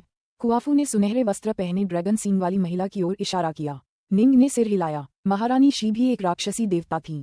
वह वास्तव में पूर्वज ड्रैगन की पोती थीं। पूर्वज ड्रैगन के 9 बेटे थे। उनमें से एक बियॉन्ड टाइगर की एक बेटी थी जिसका नाम उसने शी रखा था। किसी को उम्मीद नहीं थी कि शी वास्तव में अपने पिता से भी ज्यादा शक्तिशाली साबित होंगी और अंततः वह एक कुलीन दावफादर बन गईं। ये लूवू है। जिंगटियन ने ईमानदार दिखने वाले आदमी की ओर इशारा किया। सच्चे भगवान लूवू, निंग ने उनका अभिवादन किया। लूवू मुस्कुराया। वह बिल्कुल ईमानदार और सीधा सादा आदमी लग रहा था। वह बहुत पहले ही स्वर्ग का देवता बन चुका था और उसने कई अलग अलग प्रमुख शक्तियों के लिए रक्षक के रूप में काम किया था। दरअसल वह कभी दिव्य सम्राट का रक्षक और सेनापति था जिसे जिंगटियन ने मार डाला था। जब जिंगटियन ने दिव्य दरबार पर हमला किया था तो लूवू ने उसे रोकने की कोशिश की थी, लेकिन नाकाम रहा था। उस महान युद्ध के बाद जिंगटियन ने आखिरकार एक सच्चे देवता बनने की राह पर सफलता हासिल कर ली। हालांकि कुछ साल बाद शांत स्वभाव वाला लूवू भी चुपचाप बिना आवाज किए एक सच्चे देवता बन गया। ये ग्रेसफुल पीकॉक है। जिंगटियन ने सौम्य दिखने वाली युवती की ओर इशारा किया। इसके 4 क्लोन हैं और उनमें से एक हर दस्ते में है। इससे हमारे दस्तों के लिए एक दूसरे से संवाद करना आसान हो जाता है। आपको नमस्कार, माँ सुंदर मोर, निंग ने कहा। सुंदर मयूर का एक अत्यंत दुर्जेय बड़ा भाई था, बौद्ध संघ का महामयूरी। आदिकाल में वह एक ऐसा व्यक्ति बन गया था जो शक्ति के अधिपति स्तर के करीब था। उसकी क्रूर प्रतिष्ठा पूरे आदिकाल में प्रसिद्ध थी, लेकिन उस समय वह बहुत कम दिखाई देता था। एक महामयूरी को मयूर बुद्धि राजा के रूप में भी जाना जाता है और अक्सर उसे मयूर के रूप में या उस पर सवार दिखाया जाता है। ग्रेसफुल पीकॉक और महामयूरी दोनों ही दिवंगत बुजुर्ग देवता फीनिक्स की संतान थे। हालांकि ग्रेसफुल पीकॉक एक साधारण सी डोमोदर थी, फिर भी उसने अपने 5 मोर पंखों से 5 अलग अलग क्लोन बनाए थे, जिनमें से प्रत्येक का शरीर उच्च स्तरीय प्रोटोकॉस्मिक आत्मा खजाने जैसा था और पूरी तरह से अटूट था। वह आमतौर पर उन क्लोनों को साहसिक कार्यों के लिए भेजती थी, जबकि उसका असली शरीर पौराणिक फीनिक्स पैलेस में सुरक्षित रखा जाता था। हमने आदिकालीन खंडहरों को नष्ट करने के लिए कुल 4 दस्ते भेजे हैं, कुआफू ने जोर से हंसते हुए कहा। हमारे दस्ते में पूरी तरह से राक्षस देवता शामिल हैं। मैं महारानी शी, विंडफेट, ग्रेसफुल पीकॉक और लूवू। भगवान तथागत बुद्ध एक ऐसे दस्ते का नेतृत्व कर रहे हैं जो पूरी तरह से बौद्ध संघ के बुद्धों से बना है। उनके दस्ते में कुल 4 हैं। फूशी के दस्ते में भी 4 सदस्य हैं, जिनमें से प्रत्येक मानव जाति की एक प्रमुख शक्ति है। अंतिम दस्ते का नेतृत्व ताओवादी ज़ेड कॉल्ड्रॉन कर रहा है, जिसमें ताओवादी पथ के 7 सच्चे देवता और ताओपिता शामिल हैं। अब जब तुम हमारे साथ आ गए हो, हमने पहले ही एक संयुक्त संयोजन संरचना तय कर ली है जिसका हम उपयोग कर रहे हैं। मुझे ठीक से समझ नहीं आ रहा कि हमें तुम्हें इसमें कैसे शामिल करना चाहिए। कुआफू ने इस बात पर विचार किया। ये सभी दाओफादा दस्ते संरचनाओं से सुसज्जित थे ताकि युद्ध में जबरदस्त शक्ति का प्रदर्शन कर सकें। ये कैसा रहेगा? जिंगटियन ने कहा। जी निंग, बस हमारे पीछे आओ। अगर तुम्हें कोई खतरनाक चीज मिले तो अभी हमारी संरचना में ही रहो। हमारे पास अभी तुम्हारे लिए संरचना बदलने का समय नहीं है। समझ गया? निंग ने सिर हिलाया। सच तो ये है कि जिंगटियन और कुआफू बहुत ही नाजुक और चतुराई से बात कर रहे थे। चूंकि वे सभी 6 सच्चे देवता थे, इसलिए जब उन्होंने अपनी संरचना को प्रकट किया तो वे उसे बहुत ही उत्तम तरीके से कर पाए। लेकिन अब जी निंग अचानक प्रकट हो गए थे। उनके अनुसार वह सिर्फ एक दिव्य देवता थे। उनके पास कुछ विशेष तकनीकें हो सकती हैं, लेकिन अगर संरचना में बाकी सभी के पास सच्चे देवता की दिव्य शक्ति हो और निंग के पास केवल दिव्य देवता की दिव्य शक्ति हो तो असंतुलन पैदा हो जाएगा। निंग की भी अपनी चिंताएं थीं। जिंगटियन और बाकी सभी के पास सच्चे ईश्वर की शक्ति थी, जबकि वह खुद एक अर्धचरणीय ज्येष्ठ ईश्वर था। उसकी दिव्य शक्ति उनसे भी ज्यादा शुद्ध थी। अगर वह उनके समूह में शामिल हो जाता तो सचमुच असंतुलन पैदा हो जाता। शायद उसके लिए अभी स्वतंत्र रूप से काम करना ही बेहतर था। सावधान रहो और हमारे पास ही रहो। आदिकालीन खंडहरों से निपटना आसान नहीं है, कुआफू ने सलाह दी। वह वास्तव में जी निंग की बहुत परवाह करता था, क्योंकि जी निंग ने नुवा गठबंधन को बहुत बड़ा पुण्य दिया था। हालांकि कुआफू भी काफी हैरान था। आखिर जी निंग आई ही क्यों थी? क्या उसे नहीं पता था कि वह उनकी गति धीमी कर देगा? फिर भी ये सवाल वास्तव में कहने लायक नहीं था। मैं कोई परेशानी नहीं पैदा करूंगा। निंग ने सिर हिलाया। ठीक है, चलो चलें। कुआफू ने आदेश दिया और 7 लोगों का समूह एक बार फिर आगे बढ़ने लगा और उन सभी बाधाओं को तोड़ता हुआ जो उनका रास्ता रोक रही थीं। पुस्तक 22, अध्याय 13, एक खतरनाक क्षेत्र। फुफ, दस्ता आगे बढ़ता रहा, सारी बाधाओं को तोड़ता हुआ। अगर उन्हें कोई मुश्किल आती भी तो कुआफू अपना विशाल पैर हजारों किलोमीटर तक फैलाकर अपने सामने आने वाली हर चीज को चकनाचूर कर देता। जब जी निंग अकेले यात्रा कर रहे थे तो उन्हें कभी कभी 9 बगबीस्ट और फिंगगॉड संरचना जैसे हमलों का सामना करना पड़ा था, लेकिन अब जब वह कुआफू और बाकी सच्चे देवताओं के साथ थे तो चीजें बहुत आसान थीं। क्या यह आसान लगता है? जिंगटियन और निंग कंधे से कंधा मिलाकर बादल के ऊपर उड़ रहे थे और उसने निंग से यह सवाल पूछते हुए मुस्कुराया। निंग ने जिंगटियन के पेट मुंह पर नजर डाली। वह बिल्कुल शांत था। आखिरकार उसने खुद भी एक बार स्वर्गीय दंडक सेना की कमान संभाली थी। हंसते हुए निंग ने जवाब दिया, हाँ, मुझे तो लड़ने का मौका ही नहीं मिला। कुआफू यहाँ सबसे तेज है। हम में से कोई भी उससे आगे नहीं निकल सकता। जिंगटियन हंसा। और तुम्हें पता होना चाहिए कि आदिकालीन खंडहर दुनिया के एलियन आउटसाइडर्स शुरू से ही 3 लोगों के विशेषज्ञों से कमजोर हैं। यही कारण है कि जब हम हमला करते हैं तो वे हमसे सीधे लड़ने की हिम्मत नहीं करते। उनका एकमात्र सहारा स्थानीय इलाके की कुछ ज्यादा खतरनाक विशेषताओं का इस्तेमाल करके हमसे निपटना है। हालांकि डार्कस्टिल दुनिया आदिकालीन खंडहर दुनिया की सर्वोच्च रैंकिंग वाली दुनियाओं में से एक है। डार्कस्टिल दुनिया जैसी दुनियाएं जिन पर शक्तिशाली जातियों ने कब्जा कर लिया था, वास्तव में सबसे कम खतरनाक दुनियाएं हैं। निंग ने सिर हिलाया। बात तो सही थी। ताकतवर जातियां रहने के लिए सबसे अच्छी जगहों पर कब्जा करना चाहेंगी। असल में जानलेवा जगहें जीवन के पनपने के लिए बिल्कुल भी उपयुक्त नहीं थीं। मिसाल के तौर पर थरी रियल्म्स रहने के लिए एक शानदार जगह थी, लेकिन उस पर नुवा अलायंस और सीमलेस गेट का कब्जा हो गया था। इसीलिए हम यहाँ डार्कस्टिल दुनिया में काफी निश्चिंत रह सकते हैं। हालांकि एक बार जब हम कुछ बेहद खतरनाक दुनियाओं में पहुंच जाएंगे तो हालात और भी तनावपूर्ण हो जाएंगे। जिंगटियन ने निर्देश दिया, जब समय आएगा तो तुम्हें बहुत सावधान रहना होगा। यहाँ कुछ बेहद खतरनाक क्षेत्र हैं जो उन अधिपति श्रेणी के दाओफादर्स के लिए भी निश्चित विनाश का कारण बनेंगे जो उनमें फंसे हुए हैं। समझ गया, निंग ने गंभीरता से उत्तर दिया। ये बिल्कुल सच था कि कुछ स्थान ऐसे थे जो अधिपतियों के लिए भी निश्चित विनाश का कारण बन सकते थे। आदिकालीन खंडहर दुनिया में 10 प्रसिद्ध खतरे वाले क्षेत्र थे और शून्य सागर को उन 10 में प्रथम और सबसे महत्वपूर्ण स्थान दिया गया था। शून्य सागर का जल शून्य स्थान के अनगिनत टूटे हुए टुकड़ों से बना था। शून्य स्थान के ये टुकड़े आपस में टकराकर भयानक स्तर की विनाशकारी शक्ति उत्पन्न कर रहे थे। यहाँ तक कि उच्च स्तरीय प्रोटोकॉस्मिक आत्मिक खजाने भी इनसे धूल में मिल जाएंगे। केवल अराजकता के खजाने ही उनकी विनाशकारी शक्ति का सामना कर सकते थे। आज तक किसी ने भी शून्य सागर में प्रवेश करने और उस भयानक विनाशकारी शक्ति का सामना करने की हिम्मत नहीं की थी। यहाँ तक कि मानुवा ने भी कभी कोशिश नहीं की थी।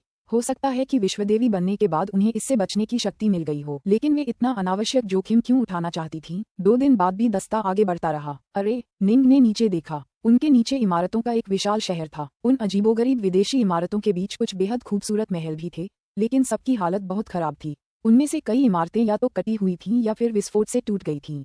कुआफू ने नीचे देखा, फिर जोर से हंसा। उन तलवार के निशानों से अंदाजा लगता है कि दाऊवादी ज़ैड कॉल्ड्रॉन जरूर यहाँ आया होगा।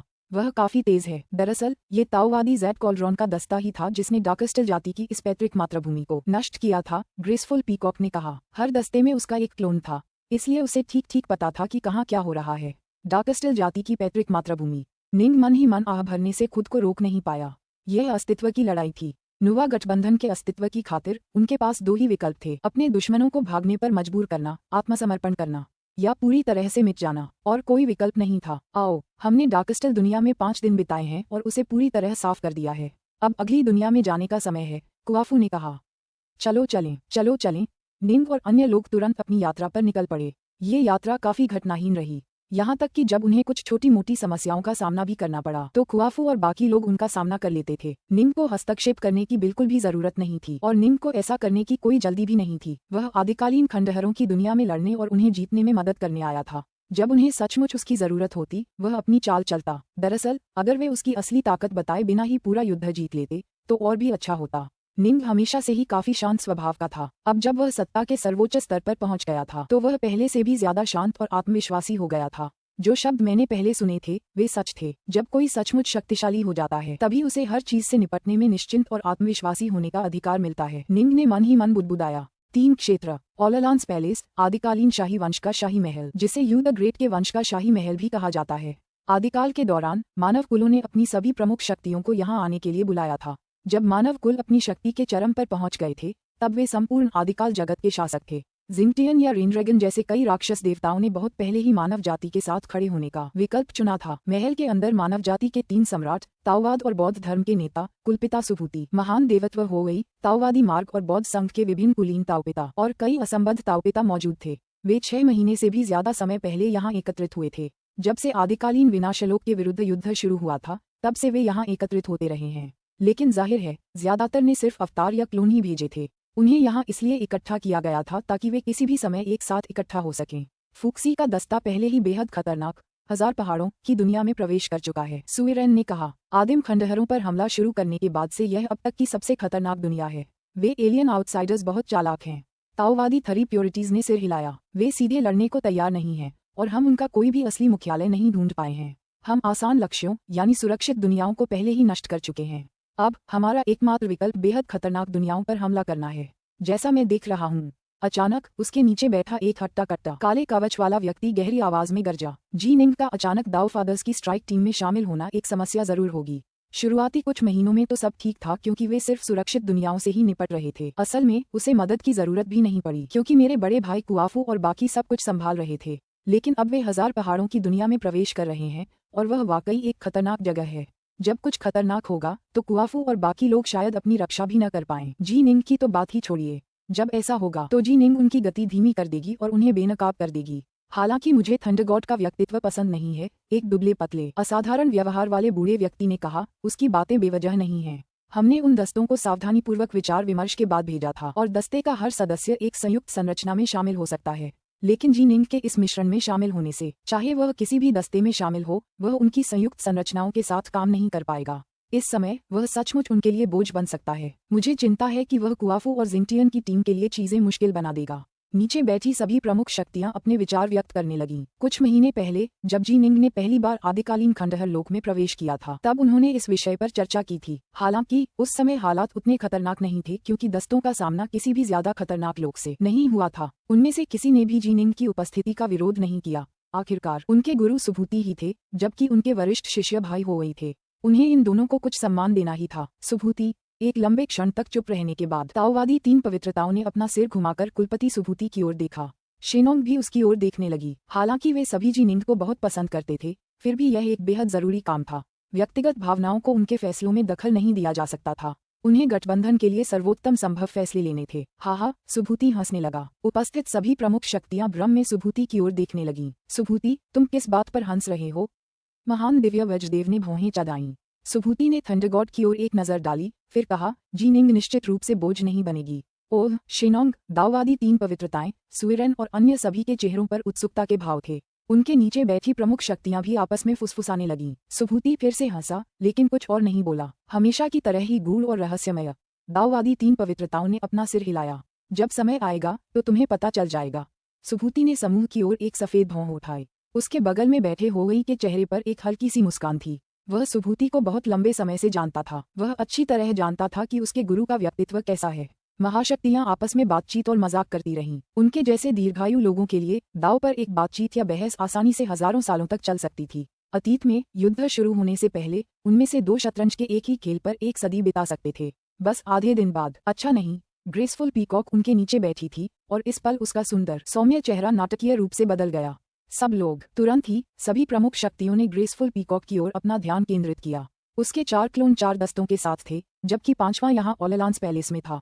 वह संदेश भेजने और पहुंचाने के लिए जिम्मेदार थी। उसके चेहरे पर भारीपन देखकर सभी प्रमुख शक्तियों के हृदय सिकुड़ गए। अभी अभी खुआफू की टीम एक खतरे वाले क्षेत्र अर्थमोन पर्वत में फंस गई थी। अर्थमोन पर्वत, सभी प्रमुख शक्तियां स्तब्ध रह गईं। अर्थमोन पर्वत एक बेहद प्रसिद्ध खतरे का क्षेत्र था। बहुत पहले जब तीनों लोगों के दैवीय पिताओं ने आत्म परीक्षण के लिए आदिम खंडहर लोक में प्रवेश किया था, तो उनमें से कुछ की वहां मृत्यु हो गई थी। अर्थमोन पर्वत अत्यंत खतरनाक है। ताओवादी 3 पवित्रताओं ने तुरंत कहा, मैं वहां पहले भी गया हूँ और 3000 साल से भी ज्यादा समय तक फंसा रहा हूँ।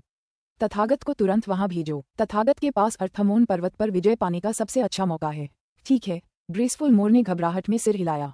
मैंने भगवान बुद्ध को पहले ही सूचित कर दिया है। भगवान बुद्ध और बाकी तीनों अभी वहां जा रहे हैं। आदिकालीन खंडहर दुनिया, 1000 पहाड़ों की दुनिया। निंग ने यहाँ आदिकालीन खंडहरों की दुनिया में 3 महीने से ज्यादा समय बिताया था। इस पूरे समय वह कुआफू की टीम के साथ था और अब तक उसे किसी भी तरह का कोई खतरा महसूस नहीं हुआ था। ये 1000 पहाड़ों की दुनिया है, हमें सावधान रहना होगा, ग्रेसफुल पीकॉक ने चेतावनी दी। आहा, अगर कोई खतरा दिखाई दिया तो मैं उसे अपने पैर से कुचल दूंगा। कुआफू ने जोर से हंसते हुए अपनी लकड़ी की छड़ी ऊपर उठाई, लेकिन हंसने के बाद भी उसने दाऊफादर विंडफिट से कहा, विंडफिट, चीजों पर कड़ी नजर रखना।